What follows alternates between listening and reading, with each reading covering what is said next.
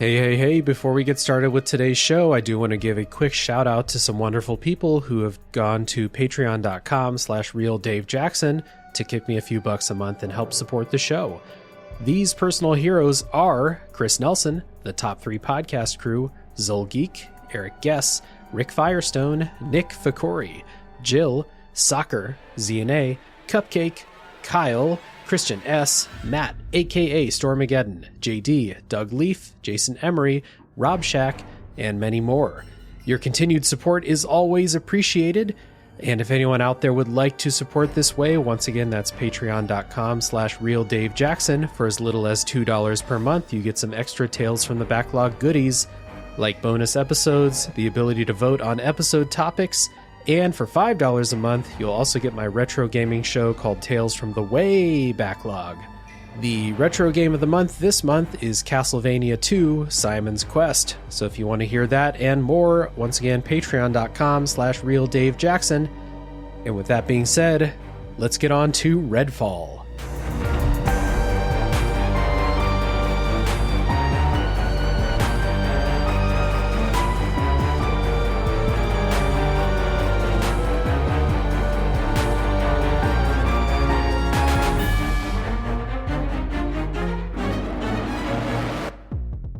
Hello everybody, my name is Dave Jackson, and you're listening to Tales from the Backlog. This is a video games review podcast where each week I'm joined by a guest to bring a game out of the backlog, play it, and discuss.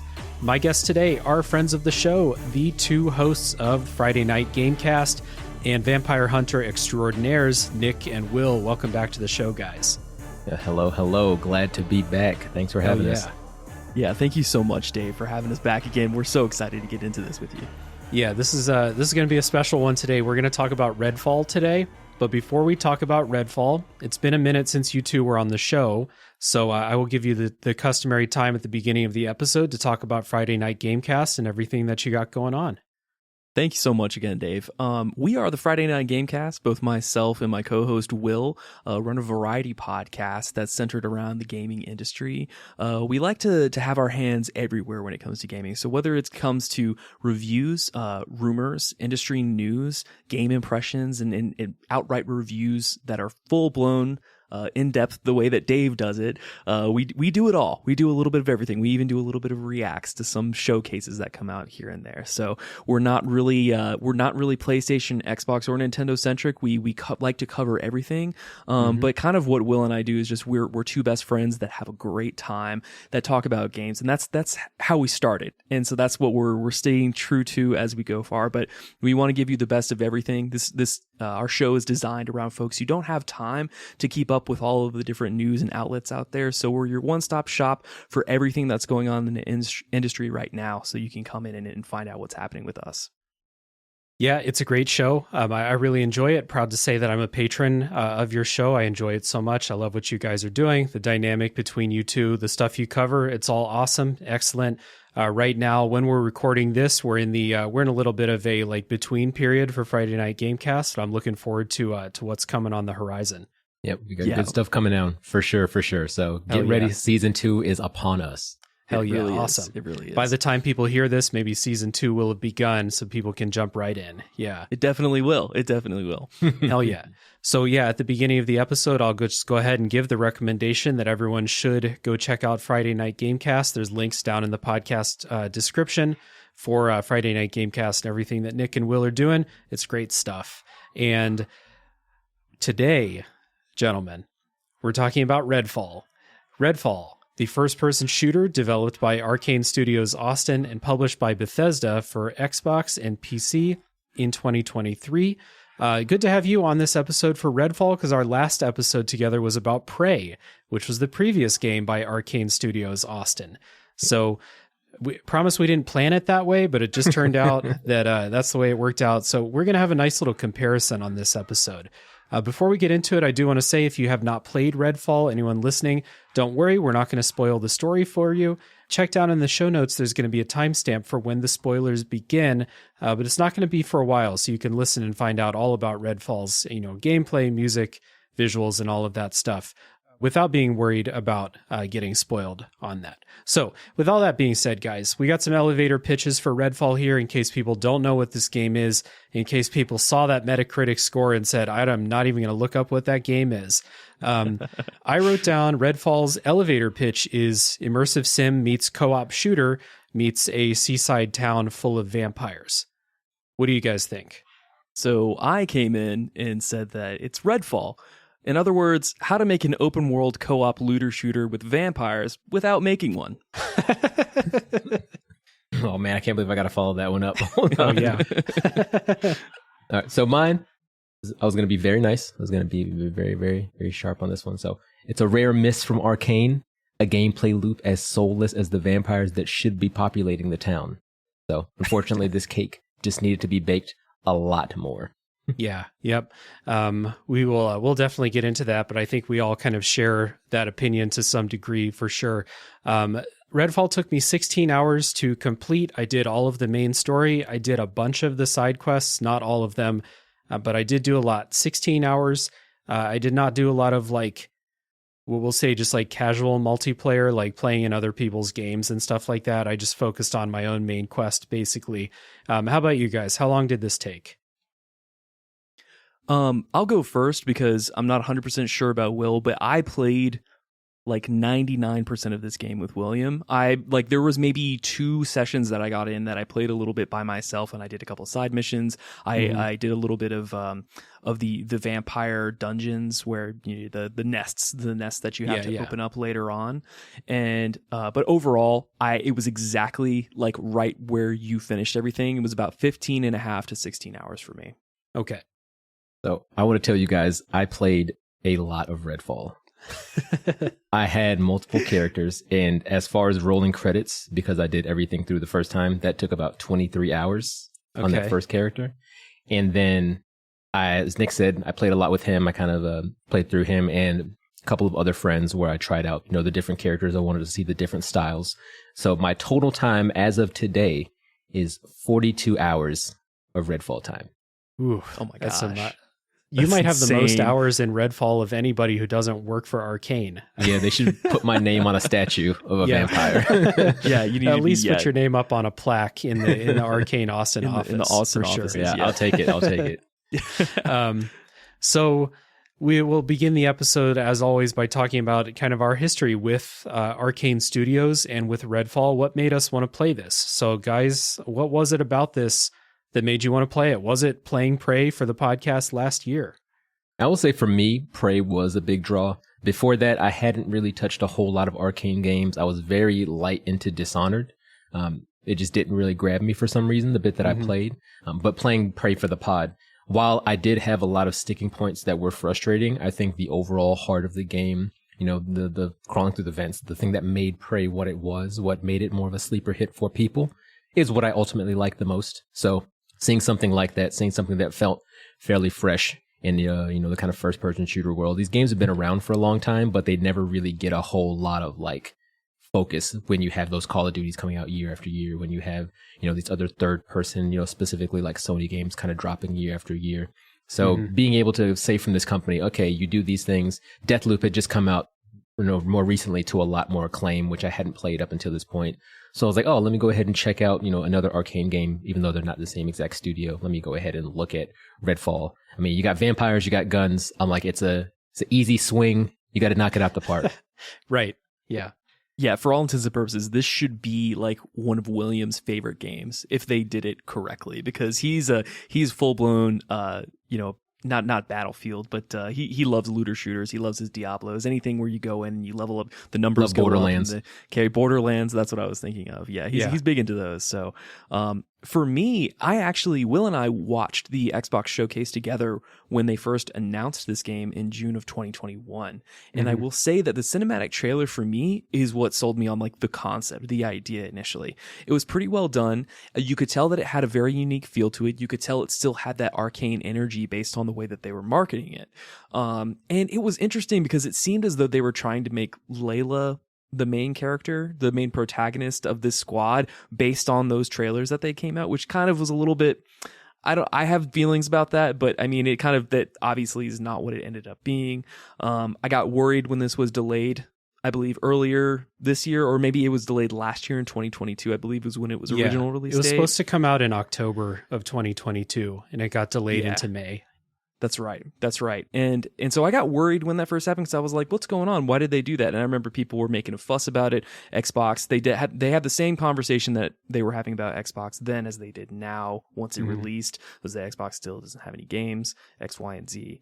But I had faith at the time when it was first announced and what got me into it that this is Arcane, that they're going to bring their energy. And even when the middling reviews came out from the early access folks and the podcasters and the streamers, even when they were like, this is mid, basically, almost everybody across the board said it wasn't great. I was like, oh, well, maybe they just don't understand Arcane. I gave it every benefit of the doubt.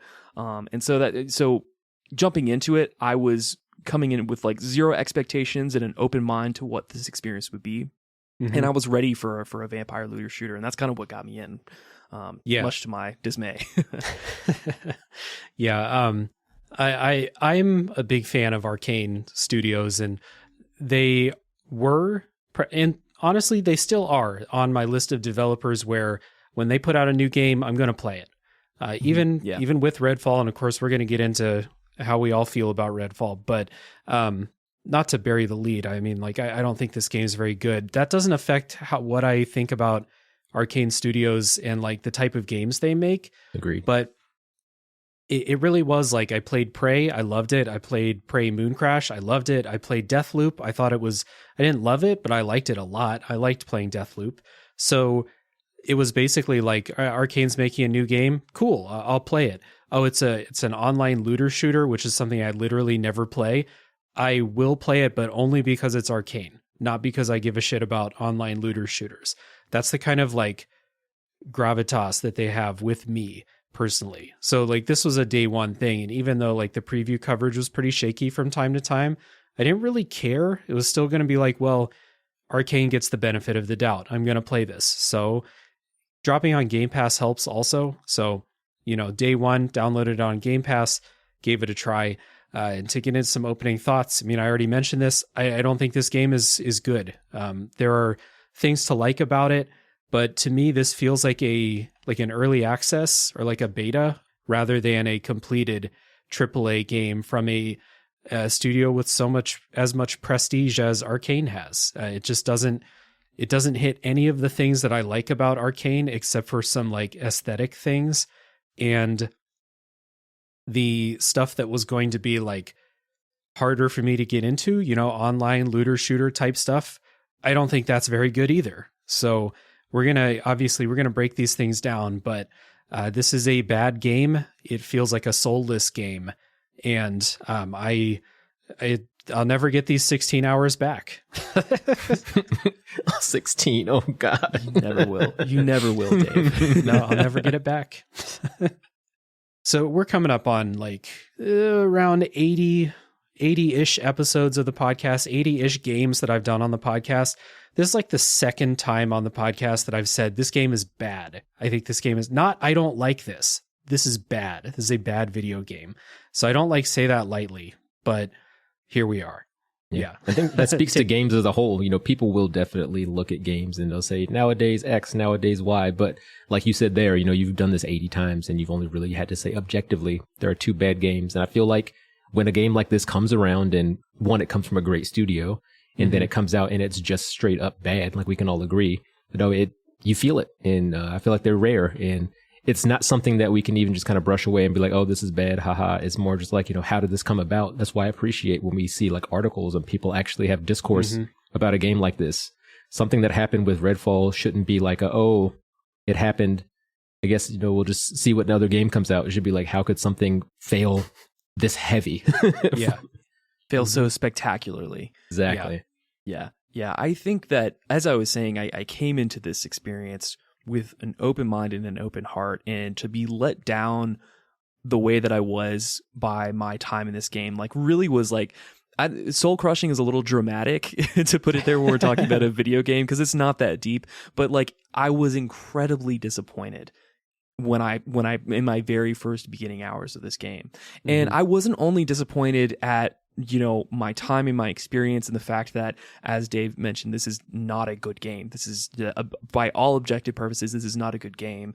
I was disappointed in Arcane and ZeniMax Studios as a whole, and I was very confused with those studios as a whole until, of course, something we'll get into, I'm sure, a little bit later. The reports from Jason Schreier came out, and they, you know, everything they were talking about was going on. I was there were simple things that were in Prey and things that I knew that were in Deathloop, despite, you know, my limited hands-on with that game, that just weren't in Redfall. And I was asking myself, like, why? What is the reason? And I think we have our answers now. But yeah, this is unfortunately just a miss for me.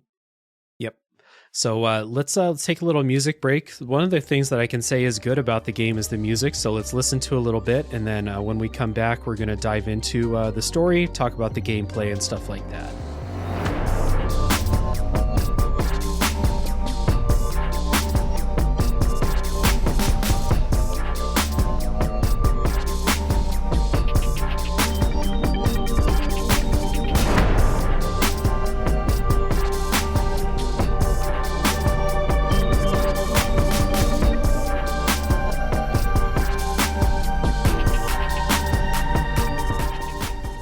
So in Redfall, you pick a character at the beginning. I believe there are 4 characters to pick from. Each of them have different abilities and stuff like that. We'll talk about that later. They all have different personalities and stuff too. They have different backstories. So you get to pick one at the beginning, and then your character wakes up on a boat stranded on the shore of Redfall. And I actually like this beginning quite a bit. This was really cool because it's really visually striking, which is one of the other things I think this game does great. There's a solar eclipse happening. The seas have been stuck like mid-tsunami, basically. There are boats being like suspended in the water in these giant waves and stuff like that. And vampires have taken over the town of Redfall. At the beginning, they're led by one called the Hollow Man, who you hear on the radio, you see through TV broadcasts, and there's a bunch of cultists following the vampires around. So in the first mission, your character rescues a group of NPCs in a fire station, and you're off to try and fight off this vampire infestation, and you'll learn how this came to be and stuff like that. You'll also help people out with their problems. But that's the basic story setup. That's as far as I'm going to take the plot in the non-spoiler section. We'll talk about like those things you learn in the spoiler section of this episode. But what did you guys think of this this setup for Redfall? Yeah, the initial setup was really good. Like, it's funny. I'm sure we'll talk about it more as well. But when you're first brought into the game, you get introduced to what Redfall considers cutscenes, which is kind of like, you know, it's a PowerPoint slideshow that's put up on the screen in front of you. And I was like, oh, okay, this is an artistic choice. This is very interesting. But then very quickly after that, you know, you actually get a true cutscene where it's locked in place camera-wise, and you're introduced to one of the earlier, well, vampires as a whole when they're in front of you, but then the Black Sun comes out and talks to you at the very beginning of the game. Says some very cryptic things that generally does not matter. And then you're kind of left to your own devices to continue forward. So it's like, you know, you get introduced to that kind of PowerPoint, then you get a true cutscene. But as you mentioned, as far as the tsunamis in the waters, that was one of the first things I noticed. You can kind of see them like through the boat when you look outside the window. And then when you're actually out on the dry lake bed, you look up and just see them towering over you. And as you get really close, you know, you see the waves still shimmering. So it's not like they're frozen like ice, you know, they're just stuck in place. I thought that was an excellent visual. It looked really cool. It set me off on a great foot for the initial part of the game. And then you get down to your first like group of cultists, and you kind of have your option. You're like, all right, I'm playing an arcane game. I'm playing, you know, a first person shooter. At this point, you can kind of sneak by or you can shoot. Of course, you're going to shoot. And then that's when you get your first taste of Redfall combat, for better or for worse. Yeah. The intro sequence to this game, as you both have said, it was intriguing, waking up on a boat, you're traveling somewhere. It's very ambiguous what happened to your character or who you are or, you know, how you got in the situation to be. And so that is very classic Arcane for the story setups. They, you know, obviously in medias res, they want you to just dive into that experience up front. The visuals and the idea setup would have been more, I took my time inside that ship. I like walked around the ship. I was doing the classic, you know, gamer thing. I was looking at corners. I was looking at visuals. I was looking at the art style, the art direction. I was like, well, there's something here. There's something here. And then I get out and then I see these awesome waves that are above me, and I'm on the basically the riverbed or the lake bed that, you know, you're sitting on at that time. But then I start looking closer at the waves and I see the asset tiling of the textures that are on there. And I was like, that's kind of goofy. That's kind of weird. And I go down, and as Will say, you kind of go up the street a little bit, or up that pathway that's been laid out for you. And you feel like you're moving through mud a little bit. And then you aim down sights and you're like, oh no, my camera can't move while I'm aiming down sights.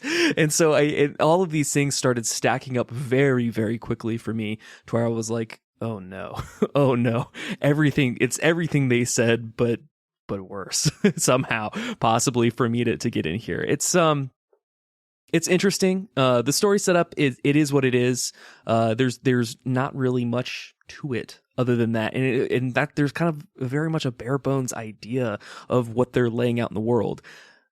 One last thing to finalize, like, my thoughts on this section is that I felt like the difference between Prey and here is that in Prey, I was picking up every single piece of information. When I was in the apartment, Morgan Yu's apartment at the very beginning, I read every single email I could touch. I read every single data pad, and I was intrigued by everything that they had to offer and say. And as soon as I picked up a note, like the very first couple of notes in Redfall, I was skimming it, I was reading it, and I was like, what is this? This is not these are not the droids you're looking for. So I kind of had to kind of push on from there. I'm with you. So, like, it's really hit and miss whether I'm going to read shit in video games, like especially pick up notes. I remember, like, I enjoyed reading emails and stuff in Prey. I read a lot of those. Yeah. In this game, it's like you said, after maybe 3 or 4 notes, I was like, I'm never reading one of these again. I don't care how story relevant it is. I'm not reading it.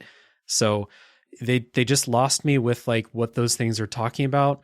The other thing about the story and, like, the story and, like, the things you learn about how this happened is, like, a half-baked version of a cool idea. I think, like, there was a way to make this into something that would have been really compelling and interesting, but some of the plot threads are kind of left, like, half explained.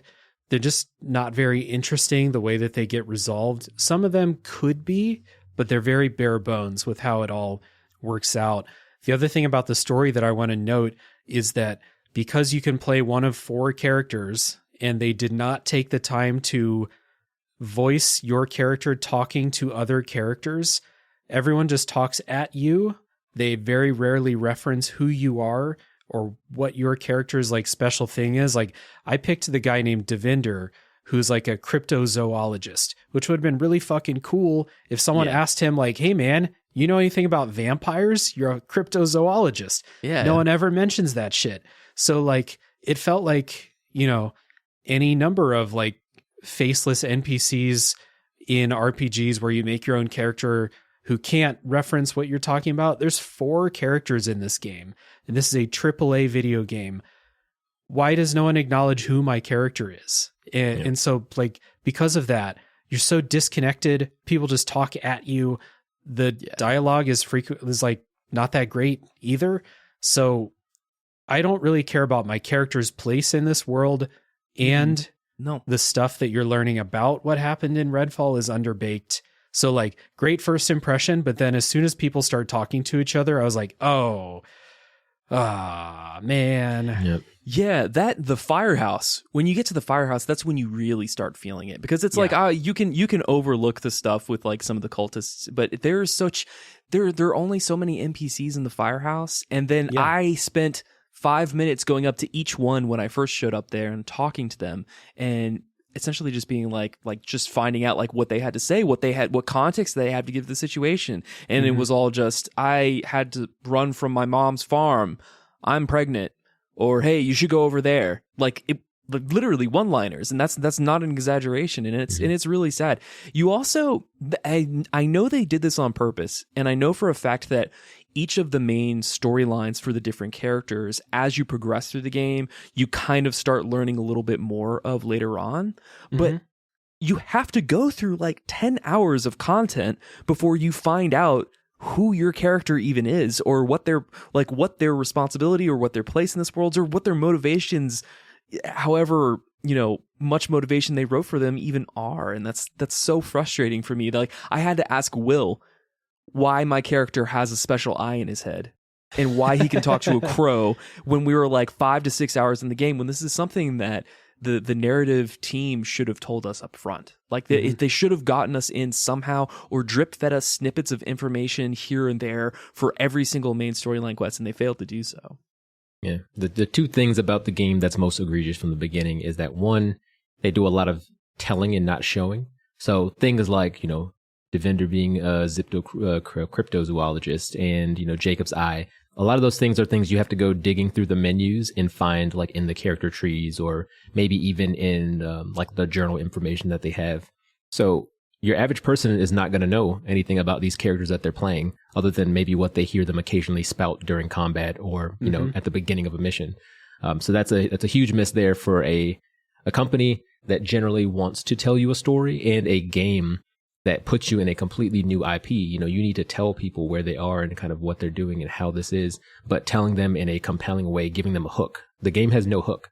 At the first 5 hours of the game, you're playing it because it's a shooter. It's hard to be like, I'm playing it because it's a looter shooter with vampires, because the loot comes super slow.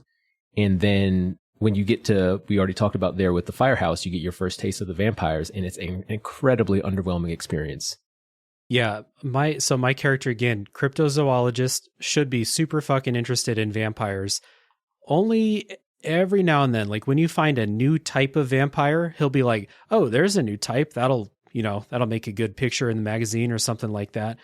Never talks about being a cryptozoologist again. Never talks about his interest in vampires again. He just kind of quips little one-liners to himself the whole time.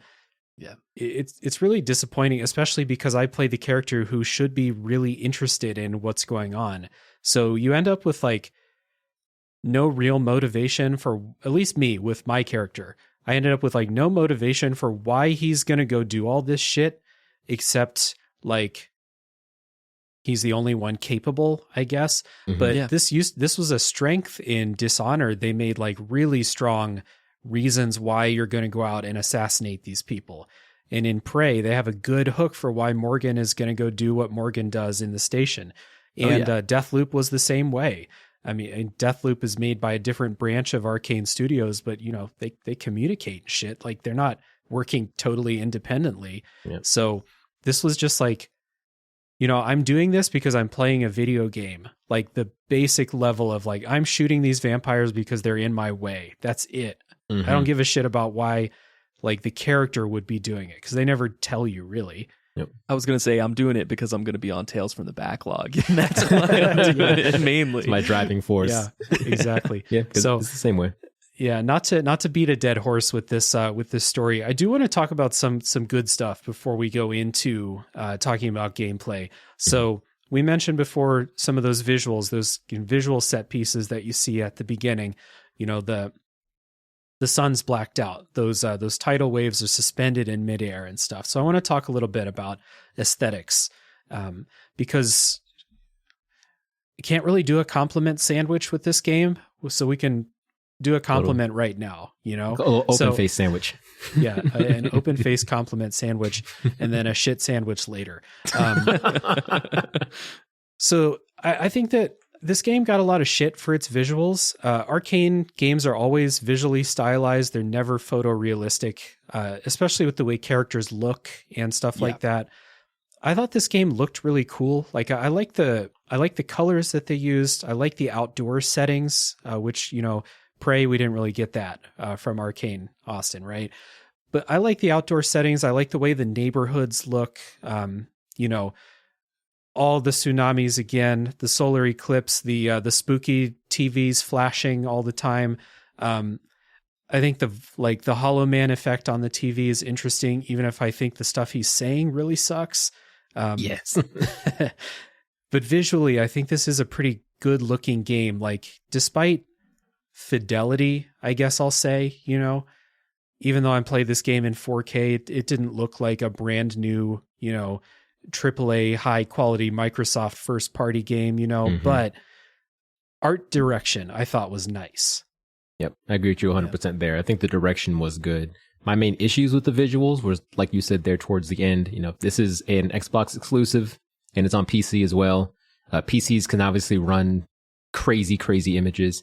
And then Xbox is supposed to be one of the stronger consoles on the market with, the 12 teraflops is what you hear a lot. But this is something that is console ever. The most powerful console. But this game does not take advantage of that. There's a day and night cycle, but the day and night cycle is very jumpy how it goes there. And then when it is daytime, you're not getting like nice ray trace shadows, at least for me. I wasn't seeing anything that was really, really striking or stunning with reflections. It was all very kind of mute and like matte that way. Everything felt kind of flat. Nothing was too shiny. So I was like, it's fine. But the art direction itself, I like how the normal vampires looked. I like how all the special vampires look. They all look very cool when you saw them for the first time. Before realizing how annoying they are. Like, they all look great. I love the Angler, which is like one of my least favorite vampires, but just the actual look of the vampire before she like grabs you is really cool. Yeah. And even all of the main hero characters you're playing as, Jacob, Layla, Dev, and Remy, they all look pretty cool. Maybe Remy's the more normal looking of the group, but they all look very cool. They all have nice like little stylings and going on. So when you see them kind of side by side, you're thinking, you have something really nice in your hands as far as visually, and I can't wait to kind of, deck this character out or see how they look like, towards endgame or something. Mm-hmm. Yeah. For compliments or positive notes on Prey, obviously we, as you mentioned before our music break, the music is bumping. I was listening to the OST during my workday today, kind of prepping for the show a little bit, and I was having a blast. I was vibing to it. I was like, but then it's this weird dichotomy because I was vibing to the music, and then I remembered, this is Redfall, and then I started having a bad time. But music triggers memories for sure. Exactly. And so I remember like because the song that you get when you go into a firehouse or the harbor pier or whatever that area was called, I was like, God, this is where I was at that point in time. It was a little frustrating, but I see what you're saying in terms of the art design and the visual direction of this game. I think though that in my opinion, there were times where I felt like there were definitely set pieces in this game. There were definitely areas that had been worked on by parts of this team. Yeah. And then obviously what happened and they either weren't there anymore or somebody came and did a second pass. And it was kind of a tale of, what happens when you have folks really good developers who leave the studio and how people have to pick up the pieces a little bit later. So again, like the concepts were there. I liked the idea of the firehouse. I liked the idea of the initial town for the first map of this game. And it's just that there are so many things that kind of were working against it at the same time. I struggled often to appreciate the nice things. I liked the area with the lighthouse. I liked at times when you were inside of buildings or inside of houses, there were certain houses that were part of main storyline missions that I thought like, okay, this is decently put together. I was having a fun time. And of course I'm with Will and we're just hanging out. We're chatting when he can chat and having a great time already. So that always makes it a little bit better. And it makes me ignore some things that I probably otherwise wouldn't. But yeah, so I just think that some of what they were shooting for just wasn't for me. But yeah, I will say though that however poor the writing was, the direction on the voice actors themselves was solid. They nailed what they were supposed to do and they embodied the characters. And I'll say even like you were saying earlier about the Hollow Man, like despite of like what the actual like words that they were saying, I could tell that whoever was on the voice acting team or who was directing the voice actors themselves did a really good job of putting them in a position to do great things. I couldn't stand the way the Hollow Man sounded. Really? I like the effect that the flashing TVs and stuff, or like the way maybe you'd like walk past something or like a car and suddenly he'd blare in on the radio and give you a little jump or something like that. Yeah. But I couldn't get out of my head that I thought he sounded like South Park's Satan. Satan, that's funny. Which, I mean, I could once I got that in my head, I was like, well, I'm never going to hear this without that thought ever again.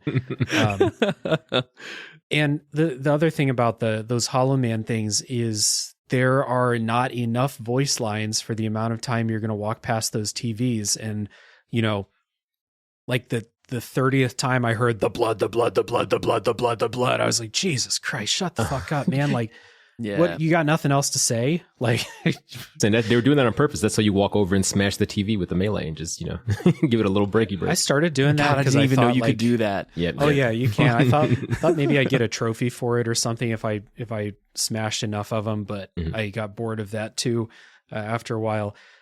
Voice acting though, like I didn't test out other characters. We all played a session together one time. I didn't hear what your characters sounded like very often, which kind of sucks. I did not like the voice direction for my character Devinder. I thought he was really annoying, and he was just a fucking quip machine. When like I'm getting real tired of these like this tone, you know, when like the whole world is shit. This town is fucked. There are vampires everywhere. There's dead bodies everywhere. People are getting like, you know, people being used as like just, you know, living blood supplies for these vampires and shit. And my character does not have a care in the world. He is just he's having a good time out there. Having a great time. And I can't stand it. I'm just really sick of it. Yeah. Maybe Devinder was a sociopath. Who knows? It's possible. I don't know anything else about him. Exactly. How are we supposed to infer that? How are we supposed to assume? Yeah. I agree with you there. Jacob was my character. Will also played as him. I think we were both Jacob for a while. No, I was Layla. You started off as Layla. That's right. Yeah. And I enjoyed when Jacob and Layla were together because they still have like repeated. They have like 6 or maybe like 5 dialogue lines between. So you're hearing them all the time. But as you're running together, and if you stay in the same vicinity, you know, she'll say something about running track, and he'll say something about being back on the farm, and so I think that when there were moments when you're transitioning or when they have their cutscenes and your character is narrating over those cutscenes, I will say that Jacob, I think out of all of them did or at least from what I was exposed to, did a really good job with his. So I guess it might have been more of a hit or miss thing, and that I just didn't have enough hands on with the rest of the characters. What would you say, Will? Would you say that those other characters kind of did the same thing, or were they as good in your opinion? Well, just touching on what you mentioned there with the characters interacting with each other, because, you know, I guess ultimately they did make this to be that more co-op experience. It was, you know, really cool hearing them interact with each other. Yes, they did repeat a decent amount, but I think the best thing for me between, you know, like Layla and Jacob, for example, is that they had a really interesting mechanic that I don't think fully got fleshed out, but I would love to see them if they either did another one or another company were to pick up. But the more time you spend in the same area fighting vampires, it kind of like raises your camaraderie, like raises your friendship. And that in turn makes your characters talk more to each other and then also become more like friendly, and they have more like kind of casual conversations. So the very first time Layla and Jacob first talk, they're not like gruff with each other. They're not upset, but it's very, you know, kind of coldish, one-sided. Standoffish, I think, is the proper way. You know, Layla will say something, trying to be nice. Jacob's the cool military guy with the sniper, and he's just like, nah, I'd rather not. And then if, you know, 2 hours later, we're sitting there shooting vampires together, Layla says something, and Jacob kind of like opens up a little bit, and like maybe he'll chuckle, and Layla will be like, did you just laugh? So it was really cool seeing that. I wish that could have been explored more, especially if you continue to play maybe like the single player parts more and have that introduced, because like Nick was saying, when you do the cutscenes for the single player, it's like they got worried people wouldn't be playing enough co-op, so they made it that only your character is speaking, and that's what you hear. So even if you're in a co-op party, if we all go together and we're listening to the same thing, I can like hear it through someone's mic if their TV is loud enough. Jacob is saying roughly the same thing that my Layla is saying, but they're not interacting with each other at all. So I feel like that was an opportunity I would love to see explored more. But Layla was fine. Hearing her voice acting was good, especially during the cutscenes. She would occasionally bring in, kind of like how Dev is a cryptozoologist. Layla has an interesting-ish backstory where she was actually experimented on by one of the companies in Redfall, which is why she has those cool ghost powers. She effectively has like part vampire powers, like telepathic powers. She has the umbrella that blocks bullets, and then she has the elevator that can bounce you and teammates up. You would never know that unless I told you, because so that's the sad thing there. But then she doesn't really ever bring that up either as, you know, a reason to be out there fighting. I think maybe she touches on it once or twice, but it's more like you were saying originally. You know, I'm the only person that can shoot a gun around here. Let me go take out some people. So they have really good things that are in there. They just did not, you know, water those seeds and allow them to flourish. It's like they kind of got scared halfway through. You know, they definitely pulled back on some things, as we know from that article. There was a lot of kind of back and forth with what should be done. Yeah. So I only played this co-op once, and it was the time that the three of us played together for a little bit. So I didn't know about like that camaraderie system. That's pretty cool. It sounds like it's, like you said, just a little half-baked, but like it's a cool idea to have your characters become more friendly with each other the more they play together. That's cool. It's a cool seed of an idea. So I guess we're talking about gameplay now, so why don't we take a little music break and come back and dive into the gameplay in Redfall.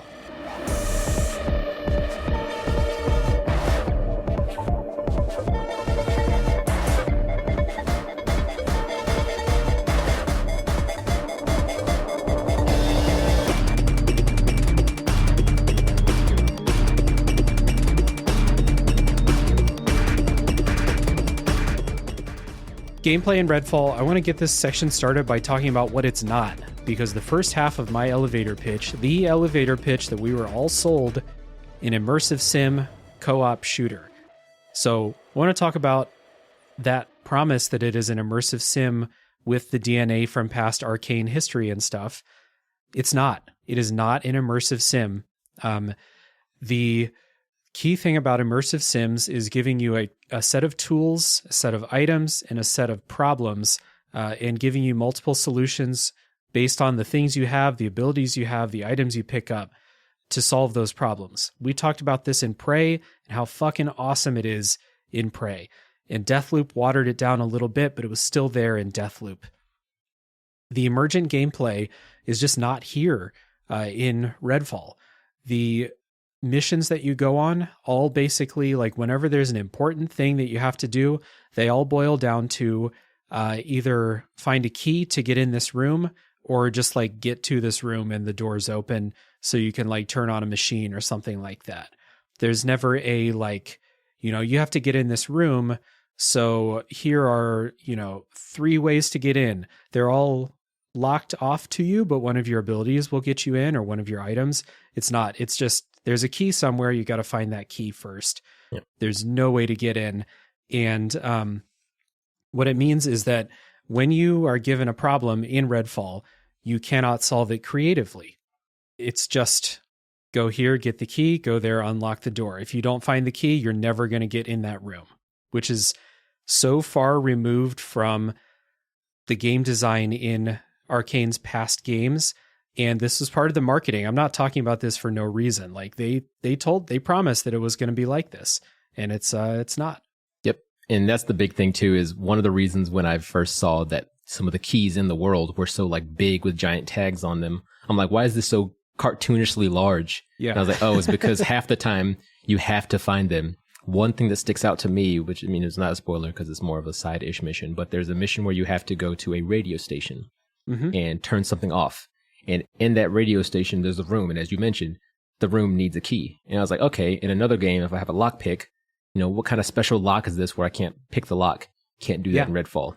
You know, can I maybe go outside and jump in a window that's connected to something? Window. Can't do that in Redfall.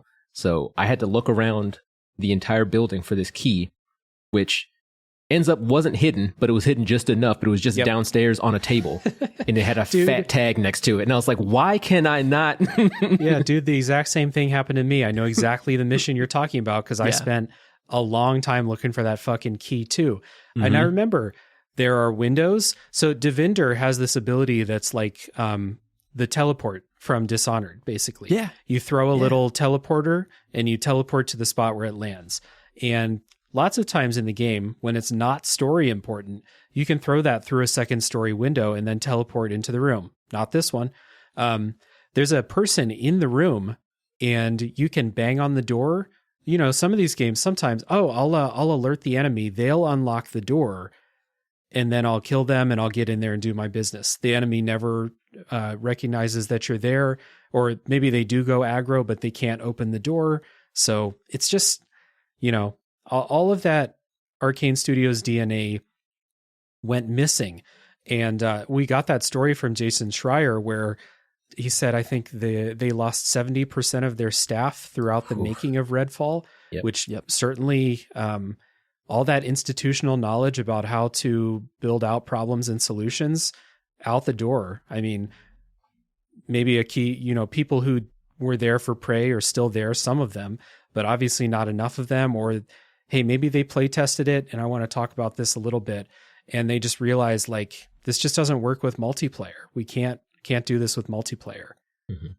And the saddest part about that is that they're never going to get that talent pool back. If like the game developers, painting with broad strokes here, are generally progressive as progressive as it comes. Mm-hmm. And if those folks either took jobs that were out of state, or they moved to California or Colorado or wherever there are other, you know, popular game offices that are going to hire someone with a AAA pedigree, it's a hard sell to ask someone to move back to Texas of all places. Respectfully to all of our listeners who do live in Texas. Respectfully. But it's just, it is sad to me because there were so many things that so many different ways you could approach problems and solutions. Again, to make the comparison to Prey, I apologize. I hope I'm not going to do that too much in this game, but it is relevant because them being able to sit down and say, there are immersive sim elements to this. You know, sometimes you'll go into a house and you'll get attacked by a vampire. That's not immersive or really a sim in any sense of the idea of like what they were trying to approach here. I feel like the best time where I felt synergy was when I was playing with Will and another one of our friends together in a game, and we were approaching, it was a story mission or we were doing a nest or something like that. And the most fun that I was having was when I had a weapon that suited my play style, and I was just popping off shots and I was just getting headshot.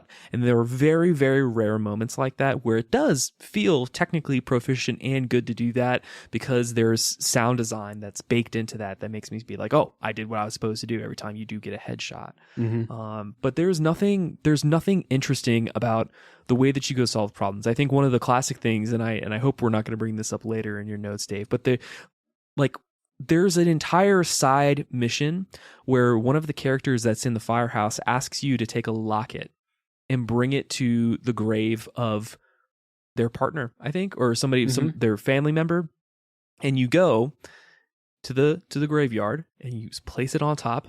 And then you get the achievement or the notification that side mission was finished. There's nothing beyond that. There's not a vampire that spawns. There's not an interesting piece of lore that you learn about that person, and then you go back and something has changed in the firehouse.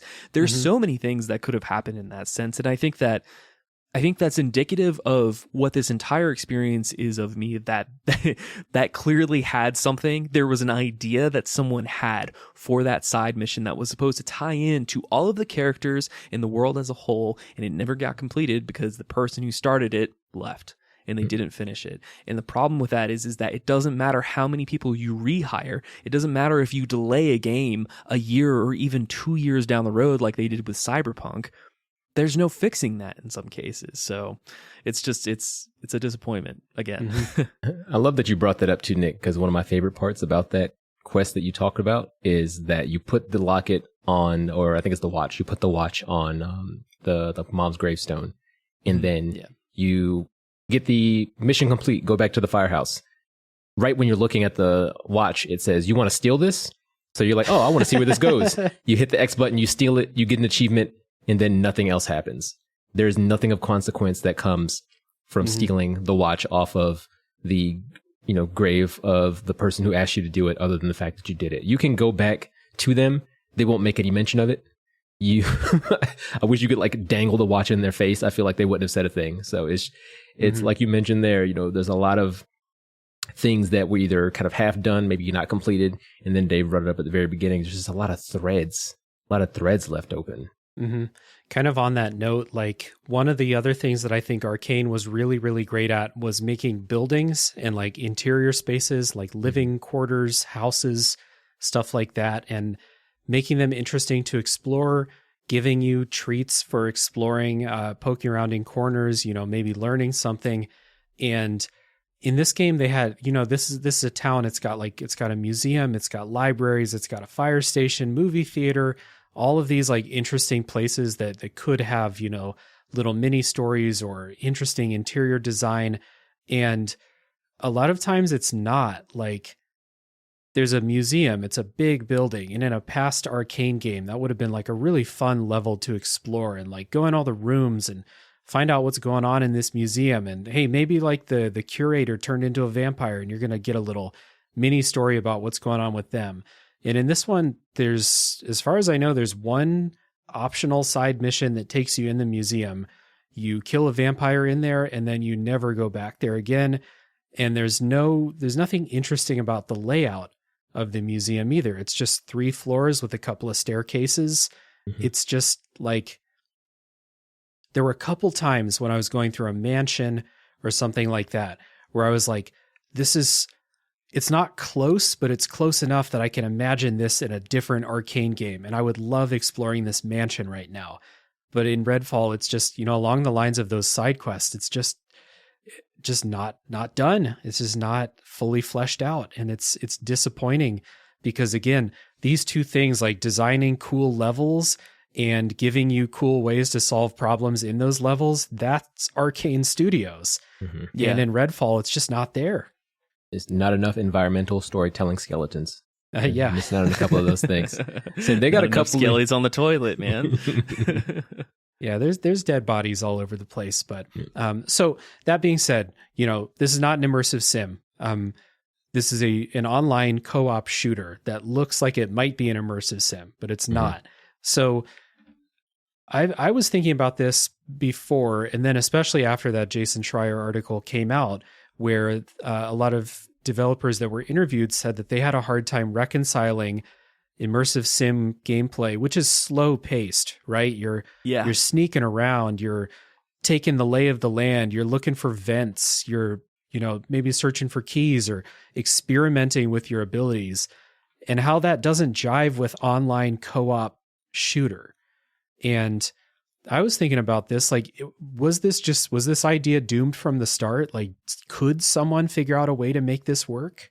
Yeah, you'd be hard pressed to do that, honestly, just because I think so, yeah. I think about people playing a co-op online game like how an immersive sim should be played, and it just gives me the kind of flashbacks of, like the older E3 conferences where they would give you that kind of baked, oh, here's somebody playing, let's say, The Division, for example. And then you have your 3 friends playing The Division. They're all talking very like, hey, I'm going to go flank this guy around here. Watch my back. Lay down some cover fire. People don't do that in real life. You and your friends just kind of zoom off in different directions and shoot the bad guys until they fall over. So it's very hard to try to get together that slow pace, that methodicalness. Hey, I have lockpicks. You don't have any lockpicks. How will you open this door? You can't really do that in this game when somebody could, kick the door in or teleport up into a window. It makes it difficult to actually have what makes an immersive sim immersive, honestly. Yeah. I'm gonna take this opportunity to bag on Will for a little bit. Will, what did I do? Is the kind of guy when you play, because don't get me wrong, listeners, I love Will dearly, and I have so much fun when I play games with him. When they're the right games, like Ghost of Tsushima Legends or something like that. Yeah, fun stuff. But when Will gets in a game like this, he moves and that man does not stop moving. He is constantly in motion. He is so, like, for me, the way I play, our play styles are just completely opposed to each other. I'm stopping, I'm picking up stuff, or I'm looking through the menu deciding which gun that I want to get, or maybe I'll press X to talk to an NPC or something like that. And meanwhile, this man is already like 3 miles across the map, already engaged in a side mission. And that's the real thing, is that, and that's not really a problem at the end of the day, because this is Redfall, and I can catch up to him, and I can probably pop off some shots of some vampires later on too. But it's like, it's that thing is, and that's exactly as you were saying, Dave, when we were talking about it privately. The same reason why you don't like playing co-op games is because you do enjoy taking your time and really living and breathing in the world. And unfortunately, like when you're playing with somebody like Will, for all intents and purposes, like that's not something that's an option for you, because you want to keep up with him, because playing with Will is good for you, because he's going to keep you alive, and he's going to resurrect you when you get one-shotted by a vampire that you didn't see, that just decided to teleport behind you and just absolutely just wreck your character. Yeah. And so I think that's really the issue this game has. I think like kind of along those lines, like I think that it's like theoretically possible to design these like really complex problems where your team would have to work together to solve them. But yeah, like thinking about like if they just made like a prey level where like you have to get past this obstacle and there's 3 options to get past it. One of your group, if you're playing co-op, someone's going to have one of those options. You might even have all 3 on your team. So what's the problem really? It's just figuring out like, oh, there's a computer that needs to be hacked. Okay, Will's the hacking guy. Go hack the computer and we're in. It's not really like intellectually stimulating, I don't think, to have that. So you would have to have like, you'd have to have them be more complex for co-op. But then you would probably alienate single player people like me, where I come up to this thing that's meant to be solved by 3 people, like 3 adults, and I come up to it by myself and I'm like, what the fuck am I supposed to do here? So I just don't think that, like, I almost think that this isn't worth attempting. And if someone pulls it off in the future, I'll be very happy to be proven wrong. And it might be the game that I end up playing co-op, as I famously hate playing games co-op. I only played with you two because I like you two. Oh, yeah. Thanks, because Dave. we're going to talk about the game on the podcast, and I wanted to try the co-op to talk about on the podcast. But like, there's a reason I didn't play co-op with anyone else after that. I just went through the game myself. But I just don't think that these styles are compatible. And evidently the developers at Arcane felt the same way. Yep, that was definitely sharp reading that in the article. And I was like, hearing someone say, wow, I'm glad we got bought. I hope this gets canceled. And I was like, that is jarring to hear that. I mean, yeah. Can you imagine being the developer at Arcane Studios and like you have this like list of tasks in your Outlook and like you have to get through and you're like, damn, I don't want to go into work. Imagine being the person who got hired at Arcane and then you're told you're making an open world co-op shooter and you realize you're waking up every day and you don't want to go to work anymore. What a failure that is on both ZeniMax as well as Xbox Game Studios leadership to realize that you have people in these positions and you have this lack of oversight, that the lack of QA, the fact that this game released the way it did, and according to all of Xbox's internal metrics, as Phil Spencer said, this was supposed to be a hit.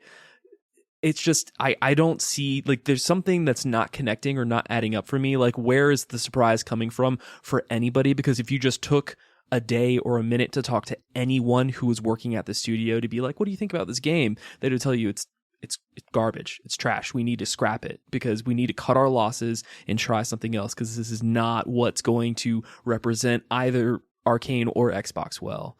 So incompatible as a whole. I agree. And it's kind of a doomed idea from the start. But again, that's how they marketed. They made heavy use of Arcane Studios' history in the marketing. So this isn't just us making shit up to be mad about, you know. Yeah. This is expectations that they set. Would you go so far to say as it's exploitative, Dave? I mean, I think it's dishonest at the very least. Like they know that this isn't an immersive sim. They knew that shit. So yeah. I mean, if you want to be like, you know, technically correct, look back in the past and find things that this game has in common with Dishonored and Deathloop and Prey and stuff like that. But the expectation that you're putting in people's heads is not what happened. I didn't plug 0451 in anything. I think I climbed in one or two vents. So it's like, it wasn't really hitting anywhere near where it's supposed to be. Stealth for me has always been a big part, even like the small immersive sims. I'm not going to act like I'm an immersive sim, guru, but stealth has always been a big part because that's always one of your options. You don't have to fight everything. Go through and be stealthy, whether you're killing or not killing stealth-wise. And stealth in this game is terrible on both ends. Yeah. All you can do is sneak around and, crouch. I think Jacob has the most, he can go invisible. Like, that's cool. But aside from that, your other characters have no stealth options. And then when you do get behind a cultist, for example, because they're the only enemies that can really be one shot with a stealth move, you pull up behind someone, you go to hit the melee button, expecting, it's 2023. What's a normal stealth knockout look like? Do you grab someone by the neck? Do you stab them with something? And they flop over like it's Halo 2. Yeah, and I was like, I can't believe you just punch them in the back and they fall down, knocked out. Like they not even like a knock over the head animation or something. Just nothing. Your regular melee attack just into their back, and it's coded that they didn't realize you were there, so they just fall down limp. Ugh, goodness. They must have done the best they could with what they had at the time, because it's like that's something that's so easy and so simple, and circling back to around to like what I was saying, that's been in their other games, like assassination animations. I mean, there's that's simple. That's by the numbers. That's 3 minutes in a death loop. Yeah, there's mantling mechanics that you can put in here in your games. That's like Halo. It makes Halo Infinite look like it's infinitely way better as a cooperative show. I'm sorry. I take that back. Cut that out, Dave. He had to. I had to do it. No, it's just like the missed opportunities here on a very basic level are a little bit sad to me. And something that Will was talking about, and I think you also mentioned too, Dave, is that like I'm so curious as if they actually put money into supporting this game for a year plus. I'm so curious as to like what this game is going to look like 6 months to a year from now, if it's still on Game Pass, if it's still, active. Because I'm curious if they're going to put in everything that should have been from the start, and if it's a completely different experience. Honestly, like, are they going to take this time to like redesign the levels and like how the quests work? Nope. I don't think That's so. the thing. Nope. That's the thing. They won't. They would, they'd fix technical problems, because this game does have technical problems. They can work on, putting in new enemies, new seasonal content, DLC quests and stuff like that. But like, the heart of this game is not going to change. And the heart is where my biggest problems are at. Like, if there's a story that I don't care about, but like the moment to moment gameplay is like incredible, and then I'll be fine with that. But that's not what this game is. So, another year of updates post launch, I don't think is going to change the biggest issues. What do you think, Will? Yeah, I don't see this as a No Man's Sky situation where it comes out to a lot of boos and then, a year or two later, people actually enjoy it. Dave, you talk about it there, and I was trying to be nice, but maybe I shouldn't have been so nice when I first talked about it with the elevator pitch. I was like, this game needs a lot more baking. And I was like, ultimately, no amount of baking is going to make this cake edible. Like, there are just parts of the game encoded that I think you can't fix. There are just incredibly repetitive side missions, and adding on more side missions aren't going to make them better. They need variety. They need diversity there. They have issues we talked about there with those missions. I don't know if we necessarily brought it up, but that mission you talked about, Nick, with putting the locket on the grave and completing it, that's considered one of the main missions. It's like, I don't think you have to beat it in order to progress. Even a side mission? Yeah, like I don't think you have to beat it in order to progress into the world, but it's on like the wall of main missions, and it's like an offshoot. And and there's additional missions in that same chain. One of which is, I think it's the very next one. Thank you for doing that for me. Go find my car in town. There's something for you. You go there, you pull out like a green level shotgun, no matter what your level is, like a green shotgun. Mission complete. You go there, you grab a thing, you don't technically have to fight anybody, and then it's done. So there are things in this game that honestly I think can't be fixed in a year or two. It would have to be, hey, check Redfall 2, maybe it'll come out a little bit tighter.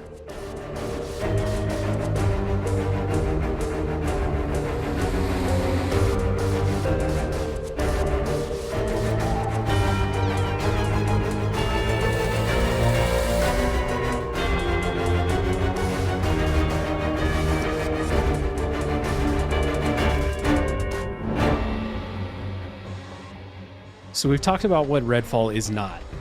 Now we'll talk about what Redfall is. So Redfall is an always online shooter, first-person shooter. Even if you're playing solo, it's always online, which means you can't pause the game for no fucking reason, so that sucks. I have less trouble playing From Software games that you can't pause than I did playing Redfall when you can't pause. Because at least in From Software, when you clear out an area, that area is clear forever until you rest. Not in Redfall. So that sucked. So it's first-person shooter. I guess we'll talk about the shooting. First of all, it has every gun that you would expect from a first-person shooter, and then it has a couple of like cool vampire-specific types of guns. There's like a UV beam gun. There's a stake launcher where you can find stuff around the world that serves as stake ammo, which is kind of cool. That was cool, yeah. Kind of like Fallout had one of those guns where you could like pick up and shoot random objects around or like load objects as your ammo. Yep. That's pretty cool. I like the idea of some creative guns since you are fighting vampires most of the time. And I don't know how you all felt. I thought the guns felt like pretty good, at least by Arcane standards. Pretty good. Yeah, I think for me, Arcane standards is definitely like the level at, I played a little bit of Deathloop. I played Prey, obviously. And I feel like they're pretty much on par there. If you get into an Arcane game, you're not expecting the snappiest shooting, but it should be serviceable. I felt like here, it was mostly serviceable. For me, at least, I did have to tweak some of the settings. There was somebody online who was like, hey, if you're playing Redfall, take this all the way to 0 and then like turn this off. And when I did that, the shooting felt significantly better. To help with the aiming, right? Yes, exactly. Yeah.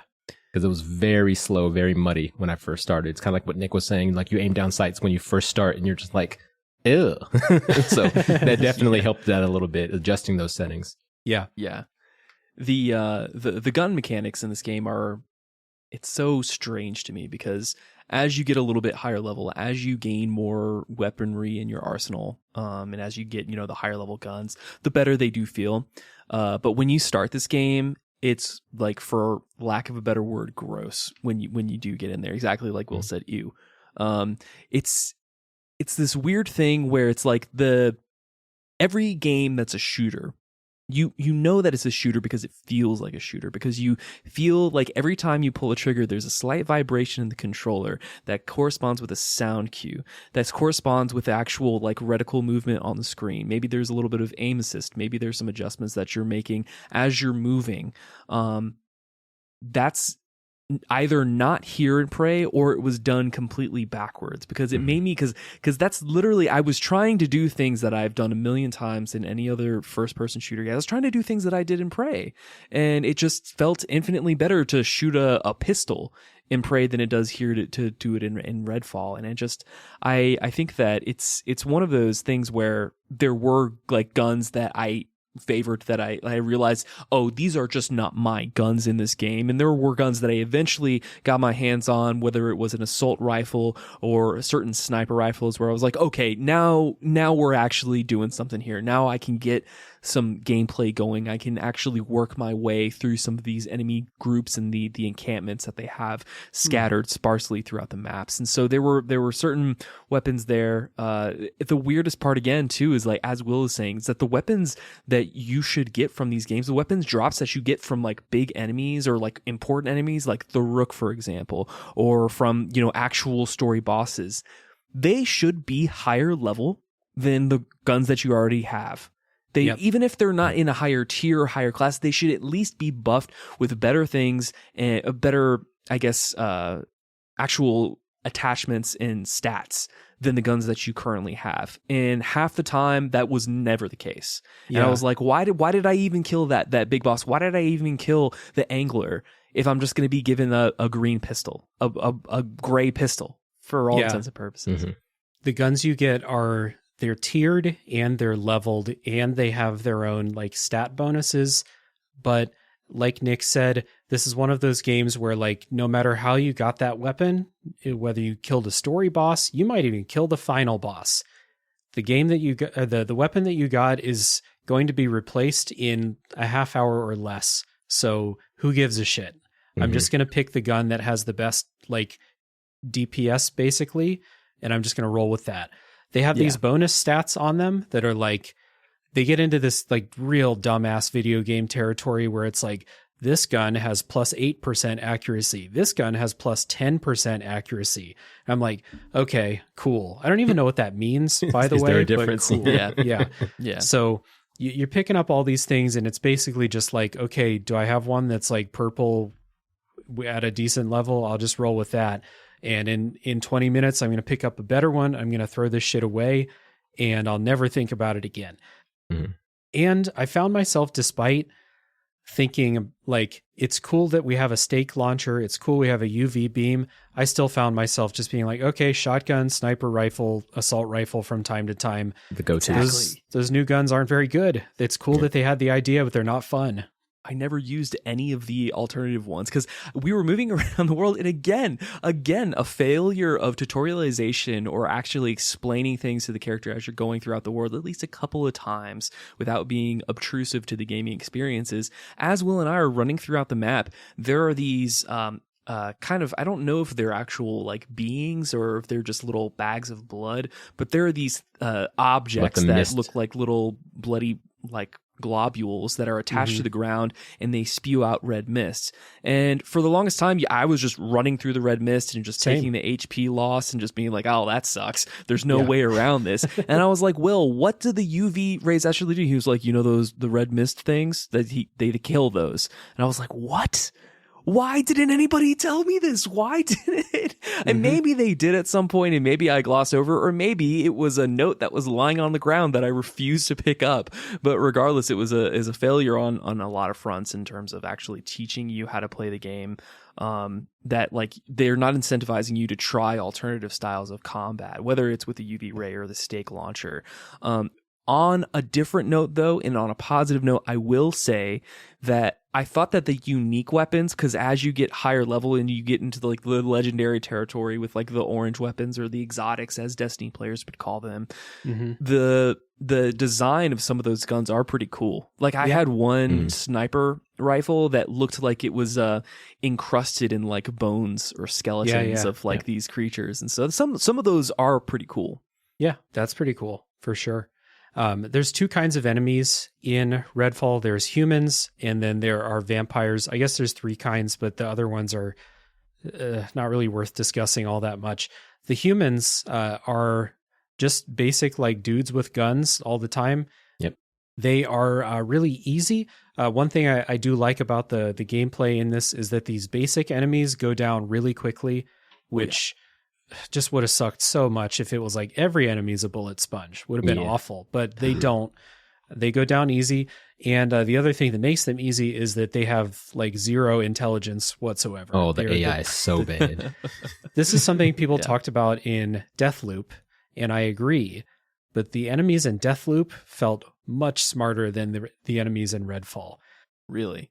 And it's maybe just because you're fighting outside in these big open spaces. So like their AI to just run straight at you or just like even stand outside of shooting range and shoot at you. Like you'll have a dude with a shotgun who's standing like 100 yards away, just shooting.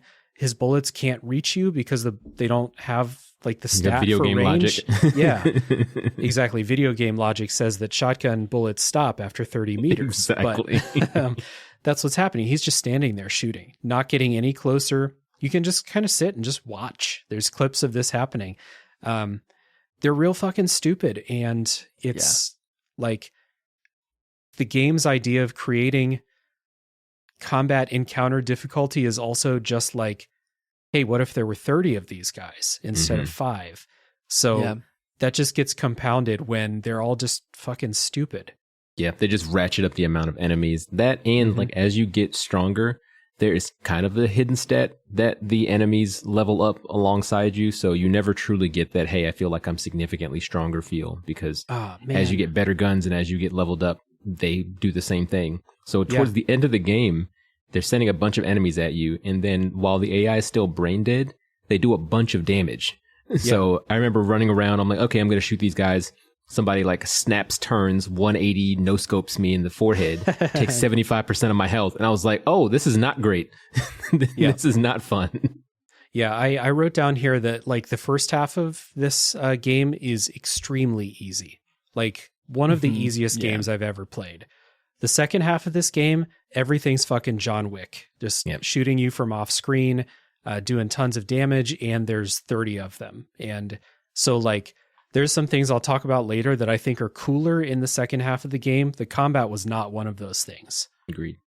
Yeah, definitely. I mean, the combat's so lacking on so many levels. The enemy AI in Redfall make the Bokoblins in Tears of the Kingdom look like Albert Einstein by comparison. They do. Yeah. It's unreal what there are. And it's not even just how the enemy AI work. Like they'll even say, flank him from the side, and they're all just standing in a straight line across each other. You can just go boom, boom, boom, boom, headshot across. Or alternatively, the weird thing is like it's almost like there's this disconnect between the level design, even on main story missions, with the enemy AI, because there were times, there was one level, and I don't know if you remember which one this was, Will, but it's like you have to go, and it's later on in the first map, and you have to go into this warehouse to go stop a transmission or something along those lines.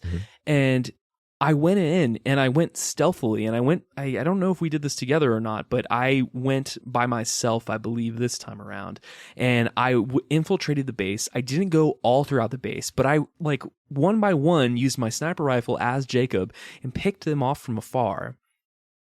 And then when I got into the space where I was supposed to go shut things down, I got to where I needed to be, but the queue and the marker to press X or press whatever button command it was to trigger that action for me to complete or mark the mission as done didn't pop up because there was a stray enemy AI on this entire other side of the facility that was walking around in circles or like, stuttering into a corner. And I was just like, that's what's stopping me from doing this.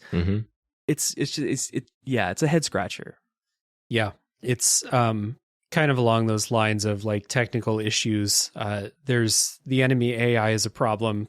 Like you said, a lot of times you won't be able to finish your mission, and it's because you're supposed to kill everybody that was around, and you just can't find that person, and they did not know that there was a big gunfight happening outside, right? They're just oblivious. They didn't come running. They did not come running. So the other type of enemies are the vampires, which is what we're here for, right? We're not here to kill cultists. We're here for vampires, right? Exactly. Yeah. And I'll kick it to you. What do you guys have to say about the vampires in Redfall? I thought the designs were initially cool. I mean, it does kind of get old when you see them, especially because the more I look, I played once again 40 hours.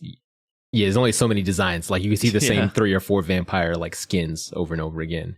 Of course, they say the generic, bad guys. I'll drink your blood. I'll suck you dry. I can't wait to taste your blood. And I was like, okay, I get it. All right, you're vampires. But it's a lot. The normal vampires are not very difficult, just like the human AI.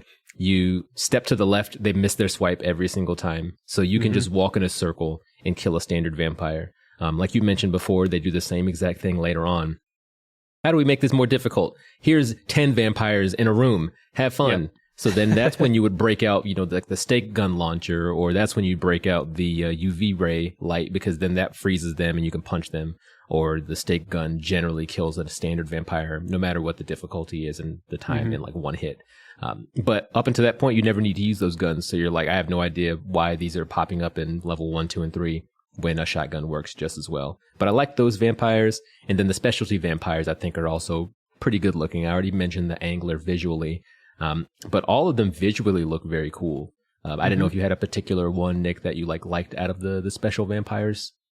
I thought the one that was most interesting and annoying all at the same time was and I don't know if it's the Angler where they have the shield. It's like an energy shield that's rotating around them, and so you have to constantly be moving and sidestepping in order to like get your shots off into there to whittle their health down. But they will also suck your life out of you. Is that do you remember that type? The shield thing is just a random thing that happens on any of the special vampires. What? Which That's is not a vampire annoying. power. No, it's complete RNG. But I think you're talking about the leech, I believe, if I'm not mistaken, is the one that sucks you. I think that's what it was. From far away, which is horrible. That is the worst one. It's bad. There's it's that bad. one. There's the one that can just like grab you and like tractor beam you in, and you can't. The Angler, the worst. You can't avoid it. It's just like if they grab you, and they're gonna grab you, you're gonna get hit for a bunch of damage. Like, or it's like if they grab you and you react within half a second and shoot them, they'll drop you. But good luck aiming and shooting in half a second. in It's not happening. Redfall.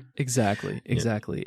Well, one thing I will say, another note to kind of be generally minorly more positive on my experience, is that I thought that the vampires' sound design was kind of spooky. Like Will says, they have kind of like similar voice lines that are repeated over and over. And I am a more easily startled person by nature, but there were times where it was nighttime and I'm running around the first map in the little residential area, and I'm running around and you hear like a minor sound here, like a and then all of a sudden you hear like the voice of the vampire kind of like booms through your headphones or your speakers, and they have their modulated voice, that's the vocoder that's been put over the voice actor that's doing the work for them.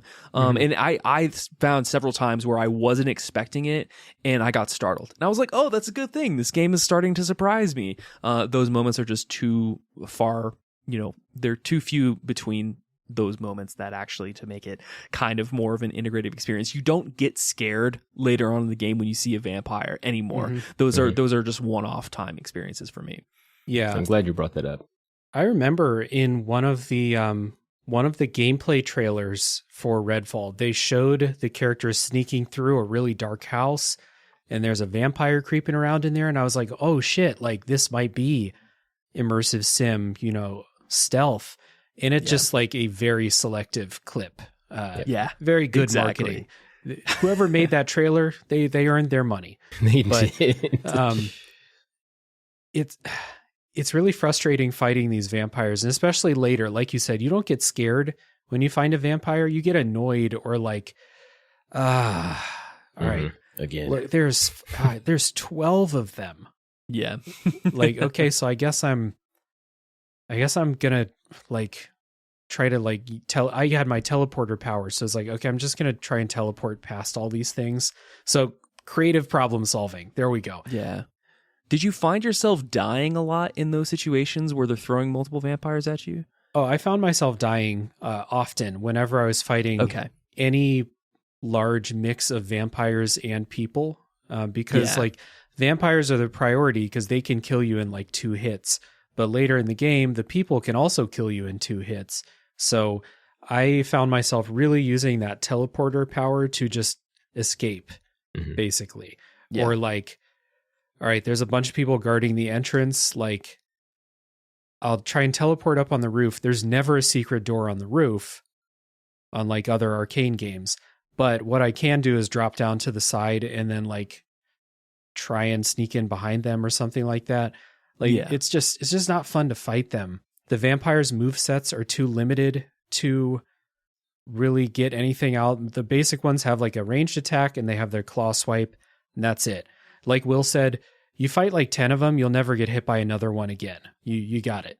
The other ones that come up, the other special types, they have attacks that I think are cheap and unavoidable, which is bullshit. And we already talked about how later in the game they create difficulty by asking the question, what if there were 17 vampires? So that's also cheap. There's also another type called the Rook, which gets introduced a little ways into the game, where as you complete missions or kill vampires or do anything good, basically, a meter fills up. And then when the meter fills up, a lightning storm starts. It's a cool aesthetic. It's like this red lightning storm. It's awesome. And then this super powerful vampire comes down and you have to fight it. And the thing ends when you die or it dies. Yeah. My problem with this, I hate this. It punishes you for playing the game by giving you an unfun boss fight. So pretty soon into it, as soon as the Rook spawned, I just let it kill me.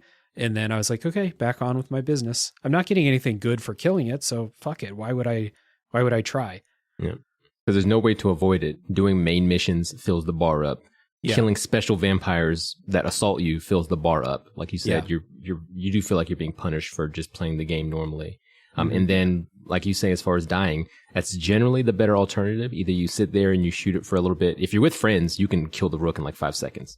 You know, if maybe solo, depending on how your kind of build is set up. Layla generally did not have anything on hand to kill a vampire like the Rook very quickly. While Dev can, like use his ultimate, or Jacob can use his ultimate and get in some good damage. Right. But even if you die, there's no consequences to dying in Redfall. You lose 10% of your money.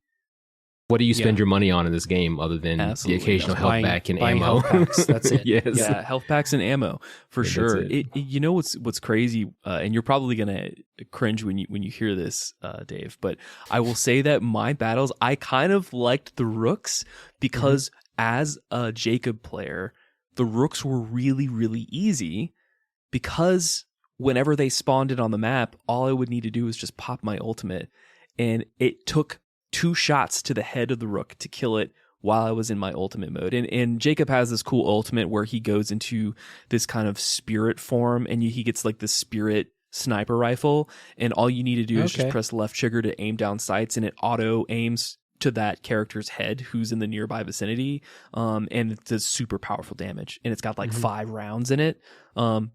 3 rounds, 2 or 3 rounds, and that the rook is dead as Jacob. And so I was like, oh yeah, that's kind of cool. They make me feel powerful. They make me feel like incentivized for saving my ultimate for an actual bigger, more heavier boss experience. But I can imagine when you have like different ultimates like Layla with the balloon or Devinder. I don't know what Devinder's ultimate Devinder puts down like a big UV ray, basically, that petrifies vampires. It doesn't petrify the rook, or at least it just does damage. Yeah, it just does damage, I think. Yeah. So it's like almost, they're imagining that they're designing everything assuming you have 3 other people that you're in the game with, and that's it. And that's so frustrating. Yeah, it's and the other thing with the rook is, and it goes along with bad AI, the vampires have bad AI too. They just like, they have better movement, they zip around, they teleport and stuff, so you don't notice it as much. I think it was in Skill Up's review of Redfall. He showed that if you just jump on a car, the rook can't touch you. The rook way. It will just run. It will try to run at you, but it will just run into the bumper of the car and just kind of, run in place while you shoot it. And it's the pathing. I tested it in my game, and it totally works. Oh, that's insane. And something kind of to critique the direction of where they were going with this game is that, like, you hear it constantly and you see it constantly because every time your meter fills up, it says the vampire gods are watching. Yeah. And that's such a letdown because on so many levels, because I'm not to get into story spoilers, but all I'll say is that line is a lie. And the idea of like calling the vampire gods like gods is so misleading from a story standpoint, because these people, like even the vampires among themselves, like you never hear them talking amongst each other, or you never get an idea of like what the culture of this vampire cult community is like as you even progress into the game. But it would have been cool if they used the rook as this like linchpin for a moment, or if they tried to do something weird or strange or different in those circumstances where the rook spawns in and then he like doesn't immediately, he like starts talking to you, like, what are you doing? Why are you like maybe trying to reason with you? And I'm like already like making up excuses / like design for Arcane as we're getting in these situations. But these are the kind of things that I would have liked to see feed into both the narrative and the gameplay together. That would have just been so much more interesting and, in my opinion, easier than what they were trying to do. Well, the rook to me feels like a way for them to, especially if you're playing co-op, it just feels like a way for them to throw a wrench in your plan for a second and just give you a difficult enemy that, oh shit, like we're almost done with this mission, but the rook spawned in. Oh no, like that kind of thing. Yeah. Because when you're playing solo, the game, I'll say it this way. I think the game is tuned for solo play. And when you play multiplayer, the difficulty is not upscaled, at least in my experience with you guys. Not at all. Quite the opposite. The game is a fucking cakewalk when you're playing multiplayer. Yep. And when you're playing solo, there is some challenge, even if I don't respect the ways that they create that challenge, there is challenge. When we play co-op, like, no one even came close to dying, right? Like someone got down like maybe 1 or 2 times, and maybe it was like their fault, like they blew something up next to them or something like that. Like the cars that have like GTA 3 explosions where at one moment they're fine, then they just pop, like there's no smoke or anything. Exactly. Yeah. Like, so shit like that. So it makes me think that the rook is like, they were playtesting and they're like, oh, this game is really fucking easy. No one's having any trouble. We need to introduce some kind of unpredictable factor. So the rook never changes. It becomes just as predictable as everything else. Yeah. Which is really weird, especially too towards the very end of the game. We'll talk about later when it's like they had the options to make the rook different, depending on when you fight them. Mm-hmm. So I just don't know why they waited until the very, very end to be like, oh, by the way, we could do this. I'm like, you could have done this the whole time. It would have been interesting. You don't know what you're going to fight, but. Yeah. But kind of along the lines of what Nick said, that like the vampire gods are watching. It would have been interesting to have more consequences for your actions other than just a rook spawning every now and then. Because you're single-handedly taking down this vampire organization here. Like you're taking down the cult, you're taking down the leaders, everything. And the most that happens, even though quote unquote the vampire gods are watching you, is this rook spawns in. Maybe it spawned in like 15 times during my playthrough, and I just let it kill me, and then all is forgiven, I guess. Yeah, you let it kill you, and it's so weird too that whenever you're playing solo, there's never an illusion or there's never a moment where they're referencing the alternate characters that you have as playable characters in game, because it's so hilarious to me to imagine that just one dude who's got a little bit of special vampire powers is supposed to topple this entire like vampire hegemony who's like taken over the area of Redfall. And so I find that amusing and hilarious all at the same time. Yeah. Because still in the combat, though, to try to give it like a little something positive. Once again, this is not an immersive sim, but there are some systems in place that kind of do work. It's not technically in tandem, but they work against each other in a good way. So there are, different sects of humans. They're the cultists, but there's also a paramilitary group that's been sent on to Redfall. And they bring it up very early into the story. They don't generally talk about them a lot more, but you do fight them repeatedly throughout the story. And you can come across times when the paramilitary groups are fighting the vampires or they're fighting the cultists. And you can kind of sit back. So it's not that the game is always waiting for you to show up, like show dressing, and then they're like, all right, get into character, the enemies, the player characters here. You'll come around a corner and seeing them fighting, and you can just watch and see how it plays out.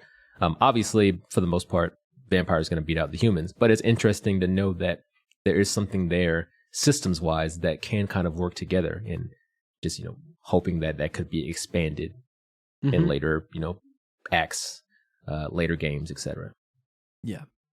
It is pretty cool to kind of you can also, like, if there's two enemy groups near each other but they're not fighting, you can manipulate them into fighting each other, which is cool. Like, I like that.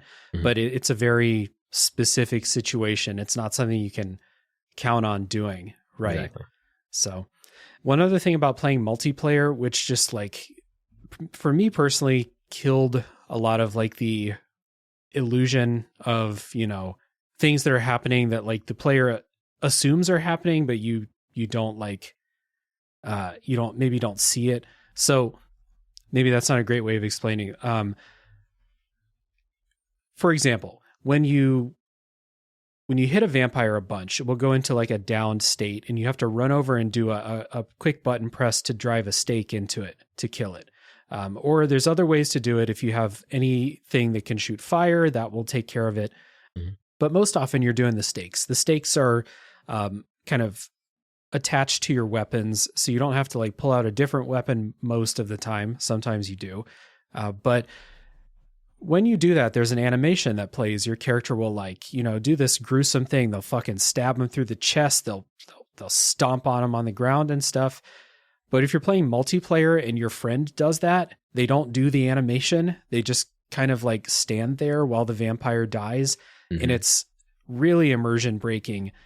And I don't know why can you not see this animation play out from the third person? It doesn't make any sense to me, other than they just didn't make the animation to play out. They didn't have time. They didn't have time. Yeah. So it's another one of these things where like, it would have been cool if I turn over and I see Nick like driving a stake into a vampire's heart while it like thrashes around and screams and shit. But it's just Nick's just standing there, and then the vampire turns into dust, Exactly. It's that same kind of level too. Like, even when you're doing it yourself in that first person, and they are pretty cool, even though there's only like 3 or 4 animations for it. But very quickly you realize it doesn't matter which way you're stabbing the enemy. You're going to get a forward-facing animation. I came up behind one that I shot, and I was like, oh, man, I'm going to stab him through the back, and it's going to be cool. And he just does a 180 spin, then you stab him in the front. I'm like, wait a minute, no. Well, that was helpful. Thanks, buddy. They didn't have the animations. Yeah.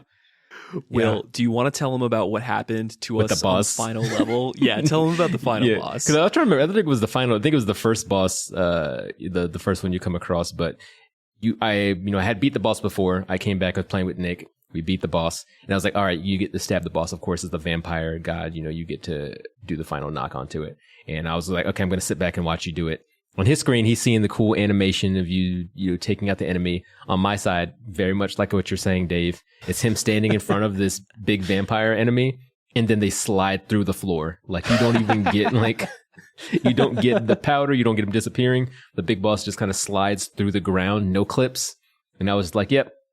That's Redfall. Congratulations. And he sent me a clip of that, and I was like, "This is unacceptable. Yeah. That is not something that should ship in a first party studio For game. $70. It's for $70. Imagine being the person who doesn't pay attention to the video games industry at all, and you see this cool looking game called Redfall on the Steam storefront, and you're not paying for Xbox Game Pass, and for some weird reason that you're not doing that, and you're like, oh yeah, I like arcane games, let me go ahead and buy this, and you play it, and that's what you get. That's like, and that's the only time imagine Redfall being the only exposure that people have to arcane. They'd never go back and try any of the other ones. Because part of the reason that they did this, or why,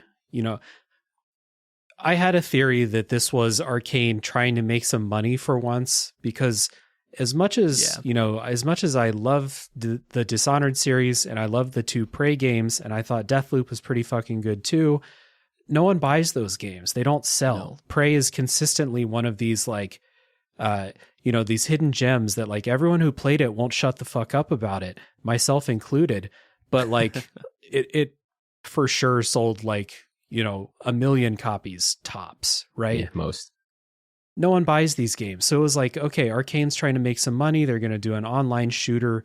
It's a way to get more people interested in your game, is to make a more mainstream type of thing. And it's just awful. And to read in the reports that there were microtransactions planned from day one for the game that eventually got scrapped. It really paints a dire picture. And we've been talking about it. I think it's a good time to get into some final thoughts before the spoiler section. Trying to think about who would you recommend Redfall to? And it's sure as shit not someone who's new to Arcane Studios. Mm-mm. Absolutely not, because you'll never play another one of their games again. You'll move on to literally anyone else making this type of game. I'd rather play any number of these, Borderlands or Back 4 Blood or fucking any of those other games that I ignored when they came out, because I don't like this kind of game. But I bet they're better than this. Yeah, more proficient, more technically impressive than this. Yeah. So who would you recommend Redfall to, if anyone? Is there a group, or is this just a flat out fucking play something else? Yeah, you should play something else. I do not feel comfortable. I don't feel comfortable recommending this game. As someone who's sunk 42 hours of their life into this game, I can't think of a single person I'd be like, no, you would love this. It's too hard. It's too hard to think of that person.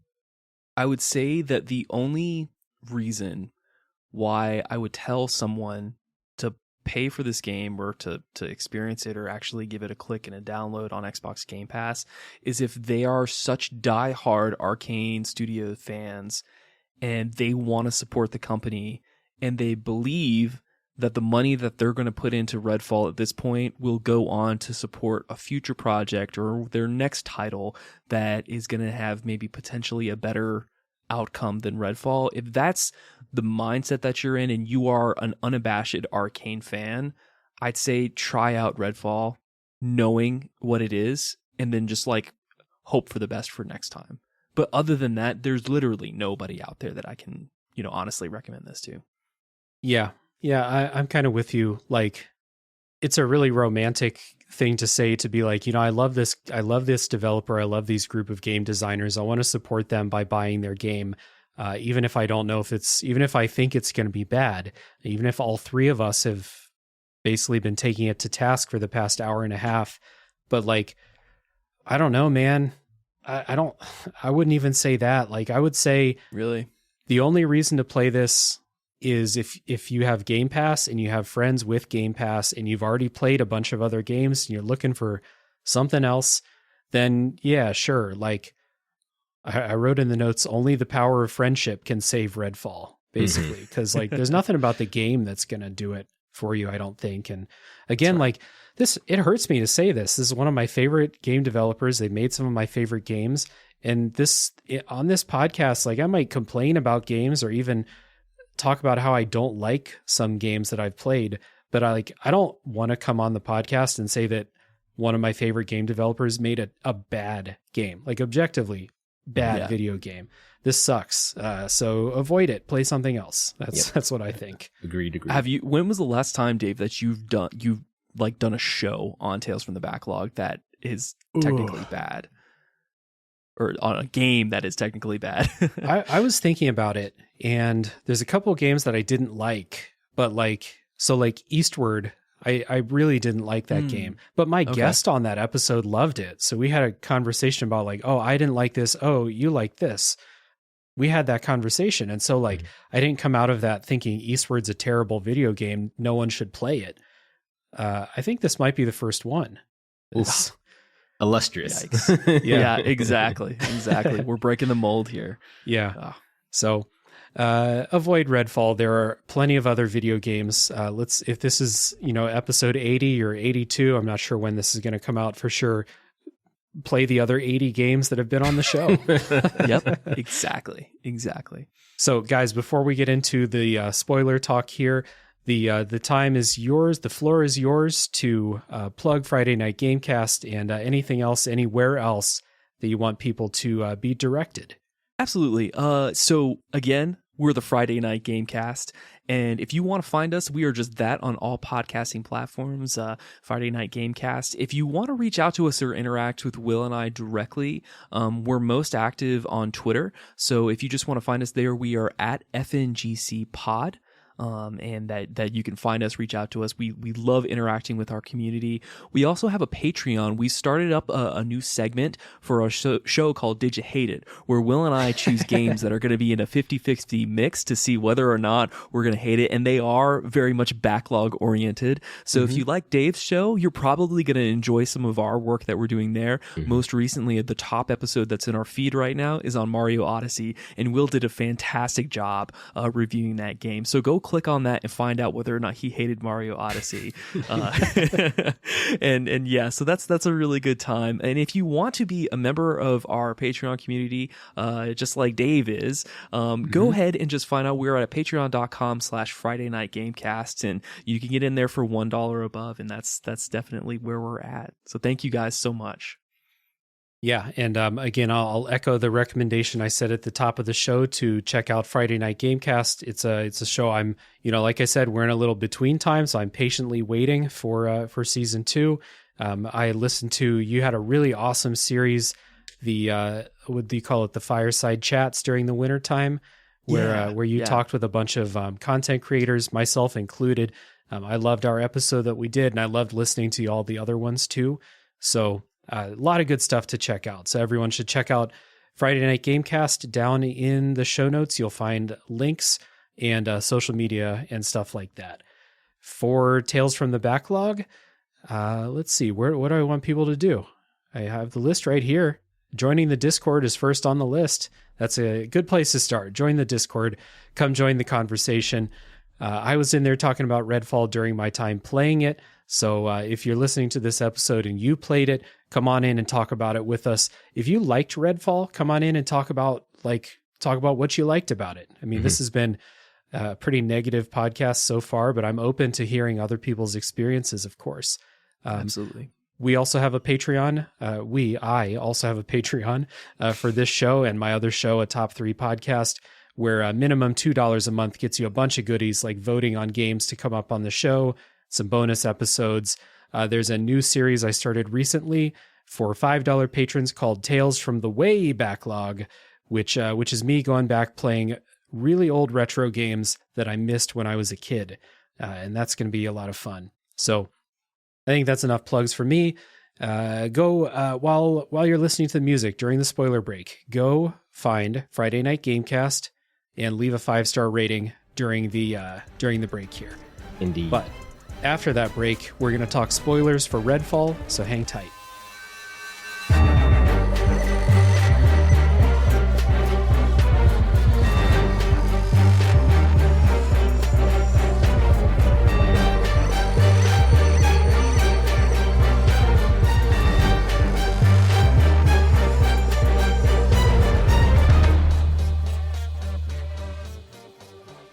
I'm back with Nick and Will, and it's spoiler time for Redfall, and we're going to kind of breeze through the first map. I feel like there's not a lot of story that I feel is like super necessary. You get introduced to the Hollow Man early in the game, and the first map of the... By the way, the fact that there's not only one map was an unwelcome surprise to me. Yeah. When you beat the Hollow Man and that wasn't the end of the game, I was like, oh, fuck you. No way.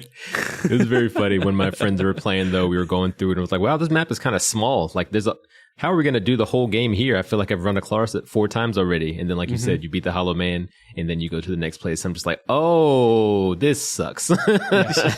Yeah, because I was like knocking stuff off the list. I was going through out areas of this game, and I was going through the main story missions, and I was like, Will, you were talking trash to me about not getting as far as the game as should have. And I was like, I'm almost done. He's like, bro, you got another 10 hours in this game. I was like, no, you're lying to me. Stop. Stop, please. Exactly. Redfall Commons is not that long, but then Burial Point, that second area, does take like 2/3 of your game time. Yeah. So the first map is all about the story of the Hollow Man. And again, I thought the Hollow Man was the final boss because he's set up that way at the beginning. But anyway, you kind of go through, it introduces this kind of gating mechanic where you can't go fight the Hollow Man until you kill 3 sub-boss vampires that are around. Underbosses. Yeah. Which, when it was just that, I was like, oh, okay, cool. Like, I already had 2 skulls anyway. I'll go kill 1 more, and we'll get on with it. So you go through, and the game kind of introduces this like thing where you're going through memories, or you're activating like these holograms of memories, which again is like a like low budget way of presenting the story that happened with not just the Hollow Man, all the main characters in the game. And so you're just kind of like forced to just sit there and watch these scenes play out. It's somehow less interesting than being taken to a cutscene and just like watching characters talk to each other. You're still in full control of your character. So you're like, it's like you're fully aware, like, I could run away from this right now, but you can't. You got to stay there, because once it's done, there'll be an item that spawns. You got to pick up the item, and it just kind of sucks. And the story with the Hollow Man goes that he was a doctor who has a daughter that's sick, and it's unclear what happened, except that she died. Like, do you guys know what happened? Like, did he kill her? Did she die of her illness? What's going on there? I was trying to remember specifically with her. I think she just died of her illness, and he like threw himself into his work. But it's just it's a very strange experimented on her until she died. The butterfly injector. Yeah. Yes.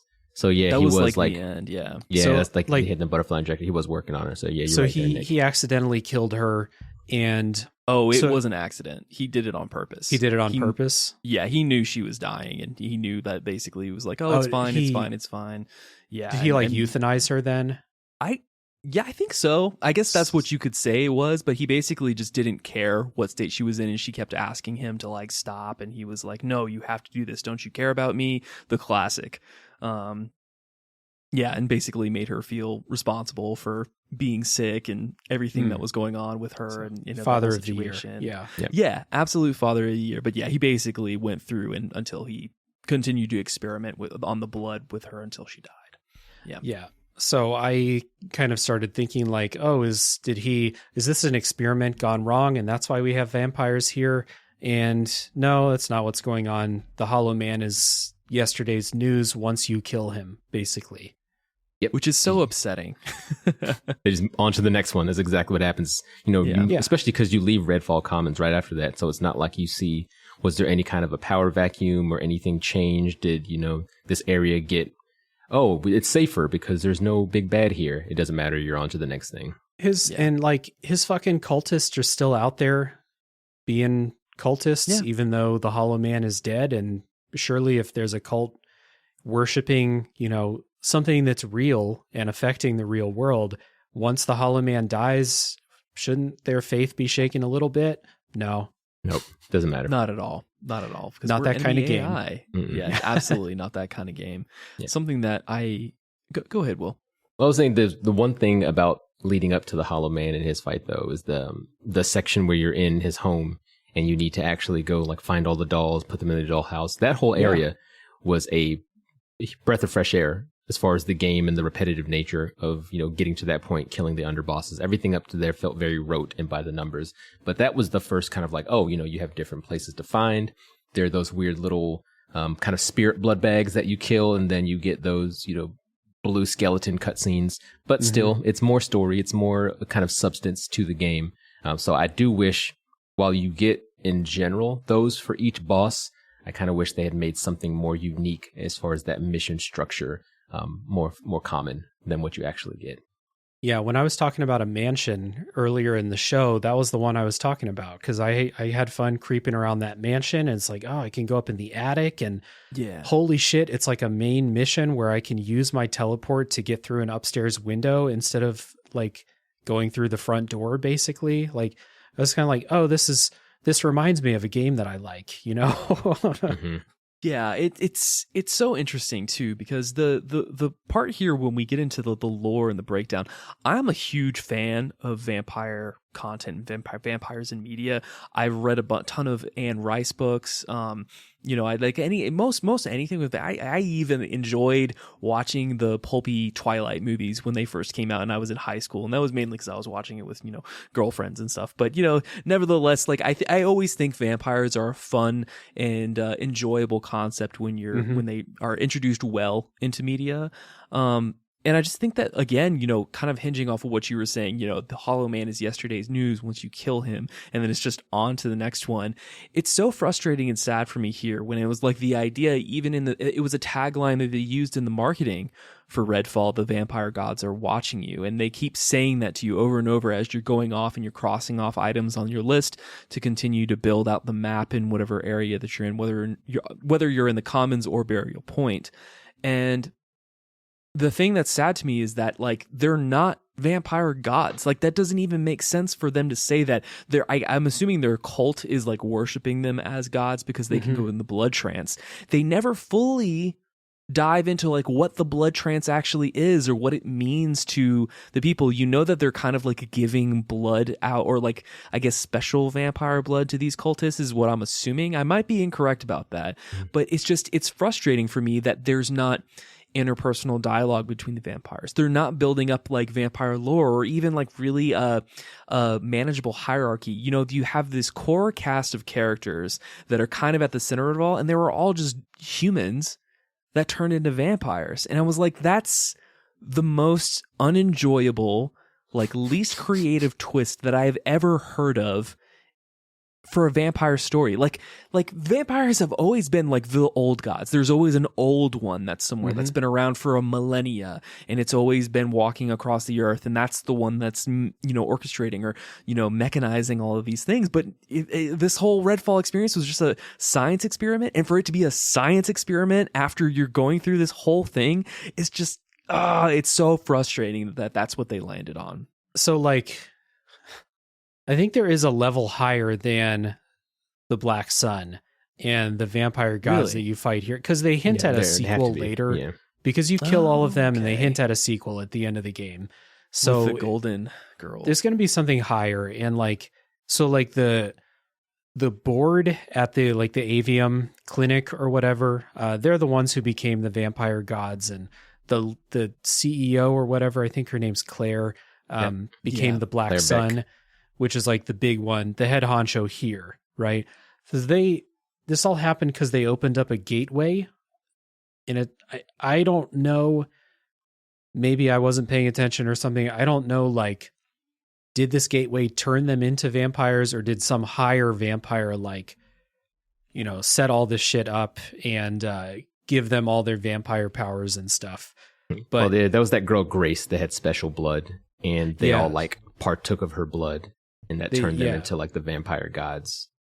So they found her, Grace, right? They found her and they identified her as like having something special going on. And then there was like an investigation into what they were doing. And then to avoid the investigation, they opened up this gateway and like let hell loose, right? If I'm remembering right. I think that's right. Yeah. So anyway, like talking about the story here, like to be clear for listeners, like when I was playing this game, I was not invested in the story. Like, They make it hard to get into. Yeah. It's too many like times where the rug is pulled out from under you, where like I thought the Hollow Man story was going to continue and get deeper, and then you kill him before it has a chance to get much deeper. And then, okay, I thought the Hollow Man was like the head honcho. And then we go to the next map, and there are two other vampire gods that are exactly like the Hollow Man, with their own cults and their own backstories that like could be interesting if they had more room to breathe, but they don't. So they're kind of just like, one of them plays mind tricks on you, and then they don't play mind tricks on you until you go fight them. When they try again, Miss Whisper. And then the other one, Bloody Tom, is not super interesting. I don't remember anything about Bloody Tom. I was literally thinking the same exact thing. I was like, Miss Whisper, you know, a bad person. She locks a lady in a room, lets her die. They hide away Grace. We talked about Hollow Man, you know, kills his daughter, bad person. I was like, okay, so all the vampire gods are just bad people. There's very little nuance here. And I was like, and Bloody Tom is also there. Like, I literally cannot remember a single what he thing. did. Like, I don't even remember like what his thing was. He was just another god that you have to kill. And it was just like, okay, that's fine, I guess. So you have to kill these. It's basically like, okay, that thing with the Hollow Man that repeats twice with these other two gods. You have to do the same thing. You have to kill 6 of these local vampire bosses to fill up the altars so that you can go into their lair. You can go fight them. It's just, you know, especially once they were like, oh, you have to do that thing with like the local vampire boss, the underbosses again, 6 times. I was 6 like, times. This is just padding. This is blatant padding. It is, especially too, because before you fight the bosses, you have to do a mission before that at the safe house. And then there's only 6 of those missions as a whole. And I think there are like 18 plus safe houses. So you will get repeats. It'll be go here, kill enemies. It'll be go here, destroy this vampire effigy. There's another one, go here, stop this vampire from absorbing blood bags and turning into a super vampire. And that just repeats. So you do that, and then you go fight the boss. And fighting the boss always just turns into go to this area and shoot it until it dies. The only time it's different is at like the very end, the second area, when there's like a blood tree. And that's, for me, more annoying than like interesting, because I'm like, oh, God. Yeah. The blood tree was one of those where it's like, okay, there's these 3 vampires that are in like these amber like crystals or whatever, and you have to destroy them, but you have to wait until the game tells you which one you can destroy. You can't just race around and destroy all of them. You got to wait till it's your turn. Yep. And there's a timer in between. So you destroy one, and then a 30-second timer goes up on the screen, like 30 or 45 seconds, and you have to wait before the other one even pops up to destroy. So it's not like you can speedrun it. You're locked in. This second map, though, like the stuff that you're doing was pretty annoying, but I like the second map more than the first map because of the visuals I thought were cooler, and the locations I thought were cooler. Also, there's a lot more like seaside stuff and like neighborhoods and stuff like that, and it's in like cliffs, and I think at one point there's like a big like gorge where a river used to be. You got to go down into. I like that stuff about the second map more than the first one. And I think the blood trees are cool looking. And if you think, if you approach this from like, oh, that's like metal visual design, there's a lot more of that in the second map than the first one. The second map definitely opens up a lot too for the side missions. I'm sure by the time you got there, most of us were pretty burnt out on it. So we were trying to like main path it. Because I'm a sick person, I literally did all of the side missions throughout the entire game. And I can at least say a lot of them on the back half of the game in Burial Point were really cool. There's a great one where you go into a cave where the paramilitary group had like taken it over. And there you can kind of actually stealth around. There are vampires that are in hibernation that you can kind of stealth kill with the launcher or just stealth past period. And then there are lasers, whether they be lasers that explode C4 on the wall or lasers that are attached to turrets. And the whole point of getting through there is to, be silent, be stealthy, and then get to the very end, unlock the loot, and leave. And I thought that was awesome because I don't have to shoot. And it's one of the few times in the game where it rewards you for not just going in guns blazing. So I thought that was really interesting there.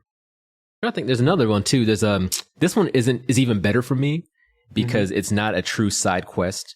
But there's a house in the second area where you go in, there's 3 pictures on the floor, and it's about like these sisters. And it doesn't give you a mission. It doesn't give you a thing to go do. You just pick them up. And if you actually follow where they're at on the map, you find these 3 special vampires that are all fairly strong in different areas. You kill them and they each have individual keys. And you can take those keys back to the house that you went into to unlock all of the upstairs rooms in that house, to get like grave locks and get special things. And you ultimately end up with a blood vial, which we didn't talk about before, but that's like an additional item that you can put on your character to increase their health and give them like optional upgrades. So that's also very cool. It's just very sad they put it on the second half of the game when I'm sure most people have kind of checked out by then. Yeah. Or didn't make it that far. Oh, exactly. I wish I could like see the retention rate stats of Redfall throughout the time, because the amount of people that made it to Burial Point, like I'm sure that the numbers just plummeted. There's no way that people got through the entirety of Redfall Commons and was like, yeah, I want to keep going. I want to finish this off, because why would you willingly choose to do that to yourself? All of the achievements that I was getting in like the back half of the game were rare, and that just means that less than 3% of the population have unlocked them. That's because people fell off like flies.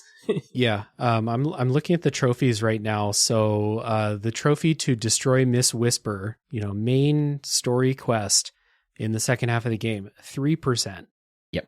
Which that's lower than like platinum trophy percentages for most games, right? Yeah.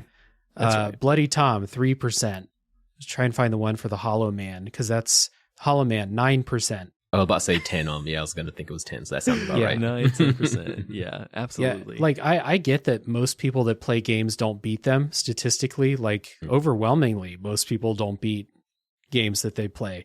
But to have only 9% of your players make it like a third of the way through the game, that's rough. Yeah.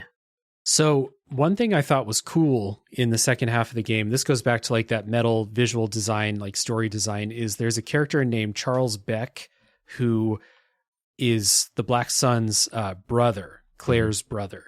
And I'm not totally sure on like the story specifics, but like he was not down with the plan. That's what I got. Correct. Basically. His sister is evil, and he was not cool with everything.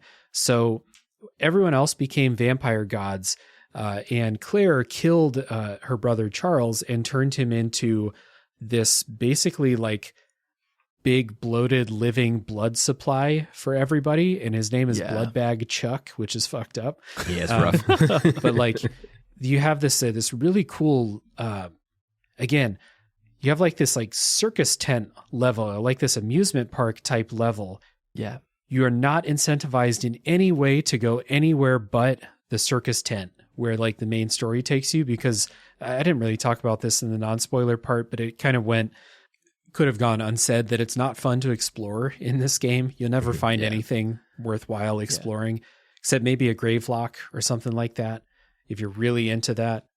and the traversal as literally any other character besides Devinder or Layla is insufferable. Yeah, it is insufferable to try to navigate around as Jacob, or like I can only assume the Remy. other characters who don't have teleport or a giant boost into the air. Because they like, that's the thing about Burial Point is like the first area that you go into, it's this giant like mountain range, and you go through this tunnel, and that's like the first fast travel point that you unlock in that area.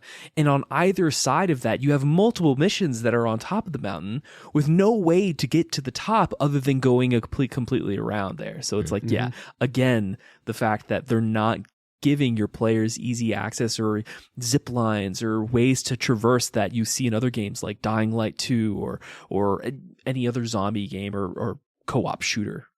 Yeah, I mean, even with Devinder's teleports, like the mantling and the jumping is just terrible in this game. Like you spend a bunch of time like trying to jump, like climb something that's like waist high, and you're just like jumping up against it, and it's just not registering that you're supposed to mantle up onto it.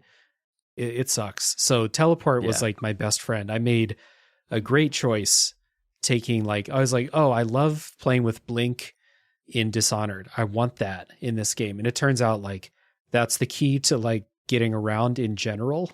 Agreed. Yeah, absolutely.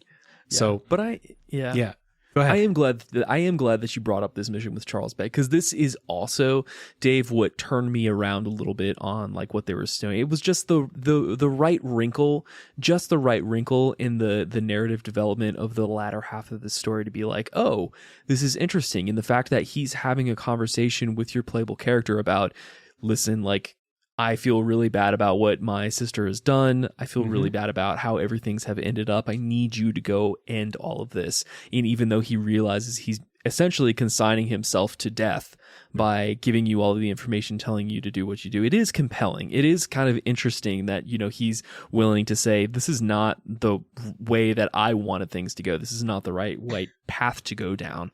So I am glad that there is a small little tidbit of goodness of arcane storytelling that's still there. Yeah. Because like his ghost talks to you several times before you actually meet his like living body. And his ghost is like it's like one of those blue skeletons, except he's yellow. And you talk with him. He kind of gives you these cryptic things about, you know, kind of pushing you forward on the plot. But then when you meet what he actually looks like, and he's, like I said, this kind of amorphous like blob of flesh that just like blood is just constantly being siphoned away from him. You're like, oh fuck, this is interesting. Like 14 hours into the game, this is interesting. Yep. Yeah.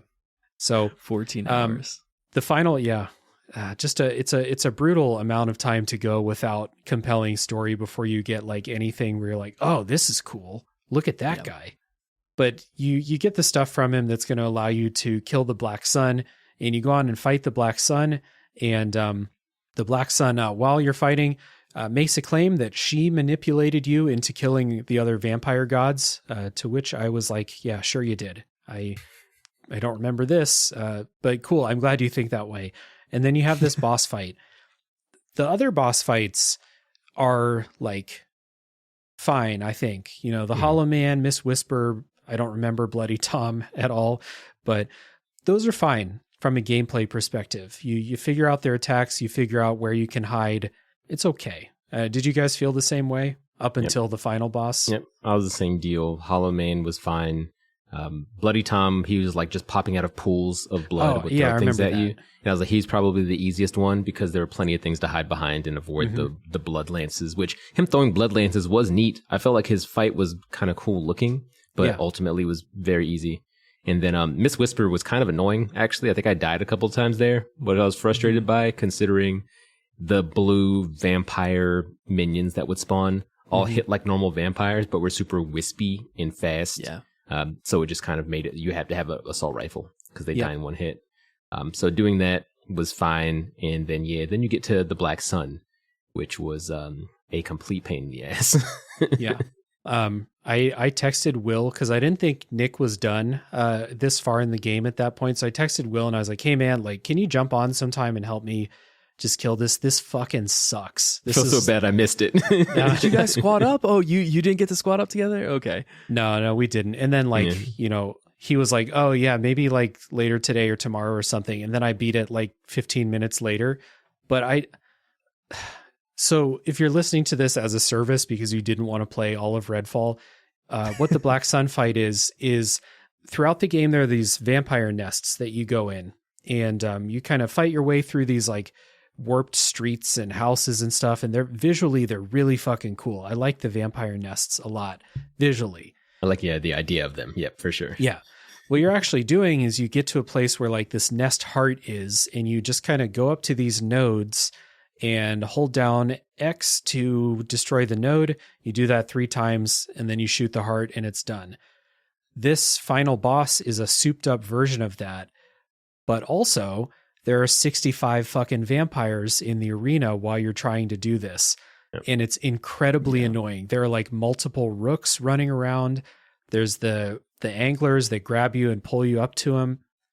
It's the worst. It is, in recent memory, this is by far the worst boss fight that I've done. Yeah, it's an incredibly annoying any fight. game. Yeah, incredibly annoying. And this is what I mentioned earlier too when we talked about the rooks. Complete missed opportunity during the main game because the rook during the actual game itself, completely static. It's the electricity, and then he teleports and tries to punch you, and that's the whole thing. You can fight 1 rook, you can fight 50 rooks. They all do that. When you get to the final boss with Black Sun, then you have rooks that take on the properties of the special vampires. So you have a rook that has like an angler grappler move. You have a rook that will do what the Shroud does, which I didn't really talk about the Shroud. Another super annoying vampire that encases your character in like darkness so you can't see around you. And then the other one is the Siphon. So you have the Rook Siphon, which is the worst. But the rooks in that main boss fight at the very end take on properties of the advanced vampires, which could have been super cool during the story to be like, oh, a rook's coming in. It's going to be a super easy fight. And then he starts sucking everyone's health from like 2 feet away. Like that would have been great. But other than that, it's just very annoying in the main boss fight, especially when like me and like Dave, we're running around by yourself, just trying to stay alive. Yeah.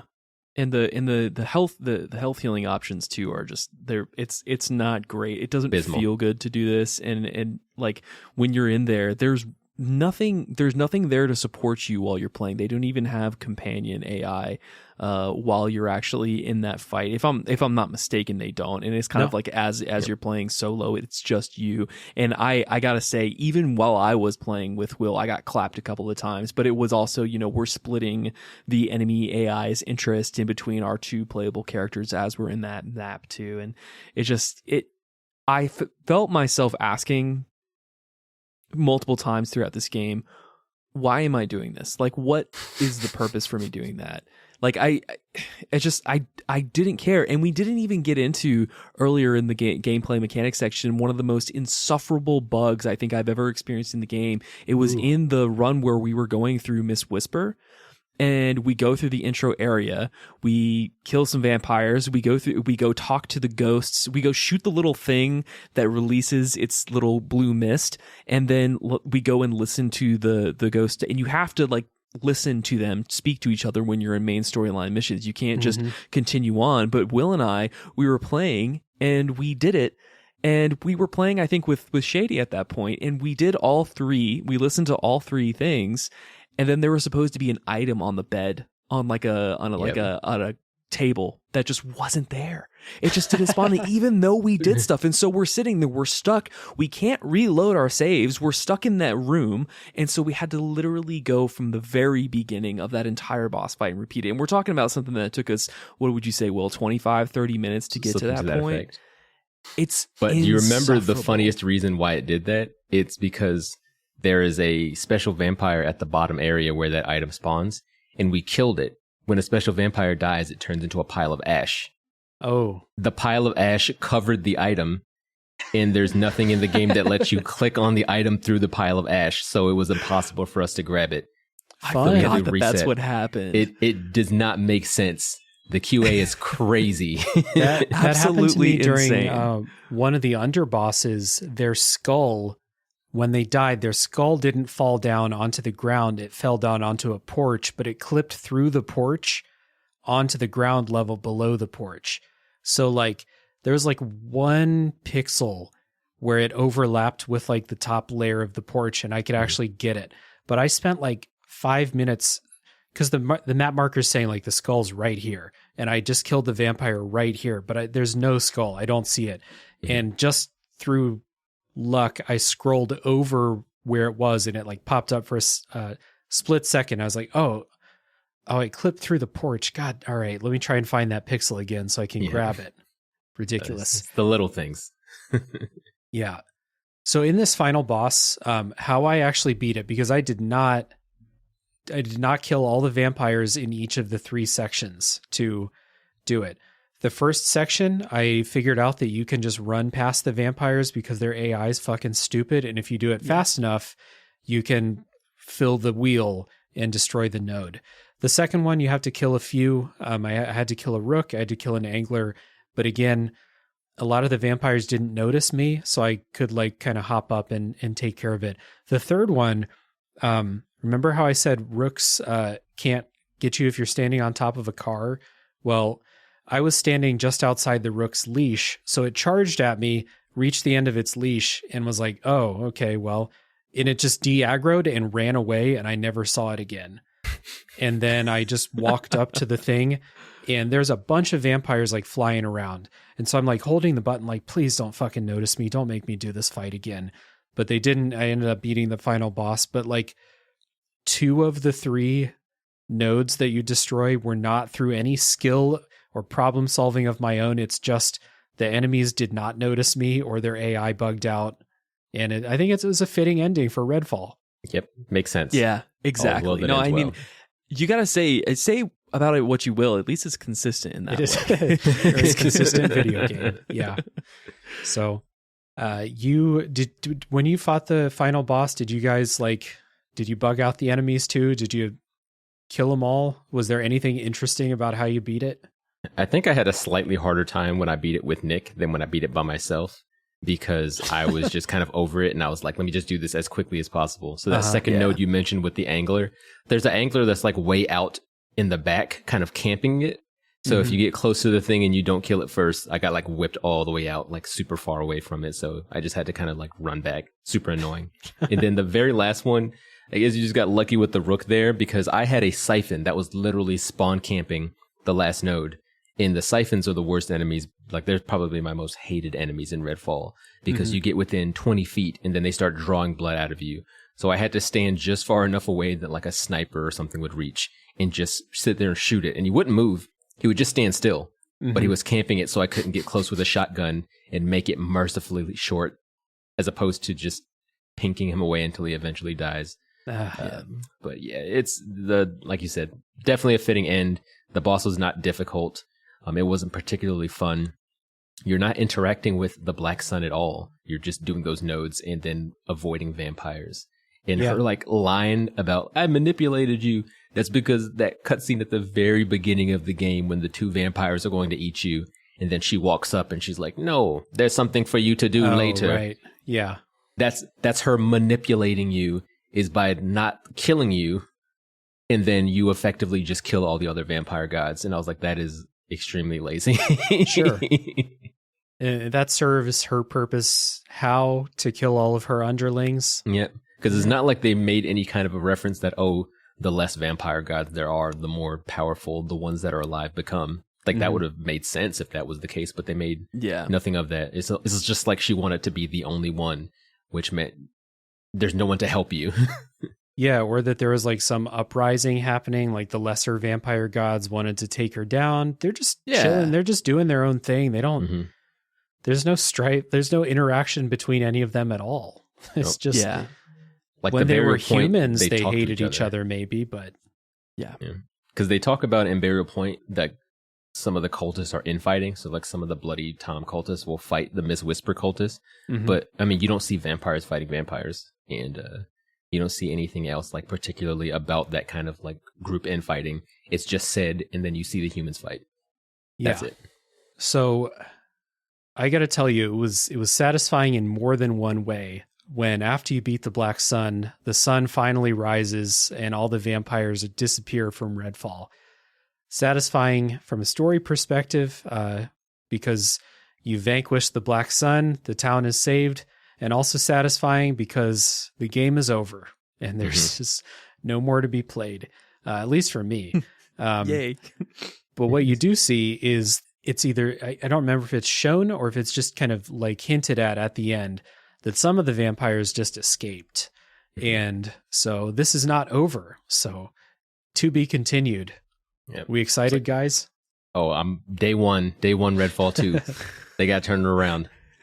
See, he's joking, but he literally will be day one going in to see if whether it's or on not Game it's Pass, I'll changed check or it not. out. I was like, look, this Yeah. has got to be different. There's no way it's worse or on the same level. Like, it's got to be improved.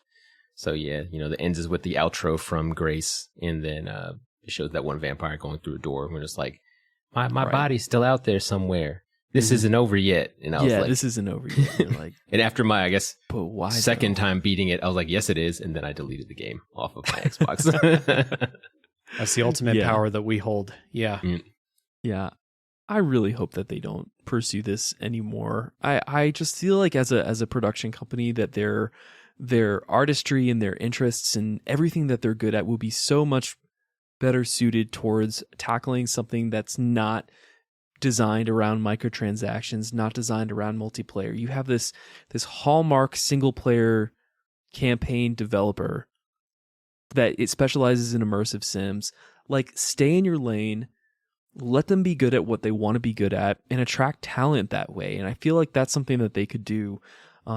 I will not play Redfall 2, regardless. I don't know. I don't care if he even comes out with rave reviews. Maybe if it gets like a 97 on Metacritic, maybe then I'll give it a chance. But the chances of that happening are slim to none. Mhm. So I'm not going to give it a chance after this. It's like Will said, if it's on Game Pass, I'll try it because it's Arcane. But you mentioned it earlier, like, it's kind of like that thing, right? Like, all the cells in your body are replaced over a certain period of time. So is your body still the same after that happens? Arcane has lost so many people. Is it still Arcane? What identity do they still have? Especially after this. And if, meddling from ZeniMax is in there, like, what are we going to get from the next game from Arcane Austin? Like, Arcane Lyon made Deathloop as their previous game. So, like, I'm not sure what's going on with them, but the turnover at Arcane Austin, and like you said, like the trouble they have hiring people because progressive people don't want to go work in Texas if they can help it. Yeah. It's not painting a rosy picture of the future, for sure. I'm not optimistic about the future of, like, I'm not optimistic about this company's future, which sucks. In general, I can't agree with you more there, Dave. I just, it sucks to say that, and it sucks to see them come from so much greatness. But now it's like you kind of just have to accept that this is a different time and a different world that we're living in now. That it's going to be a different Arcane, and that I no longer will expect anything they put out to be an automatic lock for me. Which is sad to say, but that's all there is to it. And until Microsoft gets it, until Phil Spencer puts somebody in position at Microsoft who's going to be over there and monitoring all of their acquisition studios to be like, hey, you're a first party dev now. This is the standard that we need to meet. If he doesn't put somebody or a small team in a position to do that for their studios, we're going to have repeat situations of Redfall. So my fingers are crossed for Starfield when I say that. But again, like, after this experience, I can't get my hopes up. Yeah. Well, it's a bummer of a game. It's a bummer, kind of closing thought there to talk about just how pessimistic we are about the future of this once great developer. And again, I said it earlier, I'll be happy to be proven wrong. If the next game they make it rocks, then I'll say, holy shit, what an awesome surprise. I'm so happy to see this. Like, I'm not happy to see them put out a shitty game and lose a bunch of their staff and all that. That's not what I'm looking to see. Yep. But as it stands right now, this was a just thoroughly disappointing game. But what wasn't disappointing, guys? Talking with you guys on this episode. This has been awesome talking with you. We talked early on in the time when we were playing Redfall. I messaged you guys and I was like, hey, this game sucks. If you want to pick a different game, I'm open. Let's talk about it. And we all kind of mutually decided, let's continue with Redfall. Let's take on the challenge of seeing everything it has to offer, and then evaluating it and doing our best. And I'm happy with what we did here. Even if it was negative, I don't think we said anything that was, out of bounds or anything like that. No hating for hating's sake. I'm happy with how our conversation went. So thank you guys.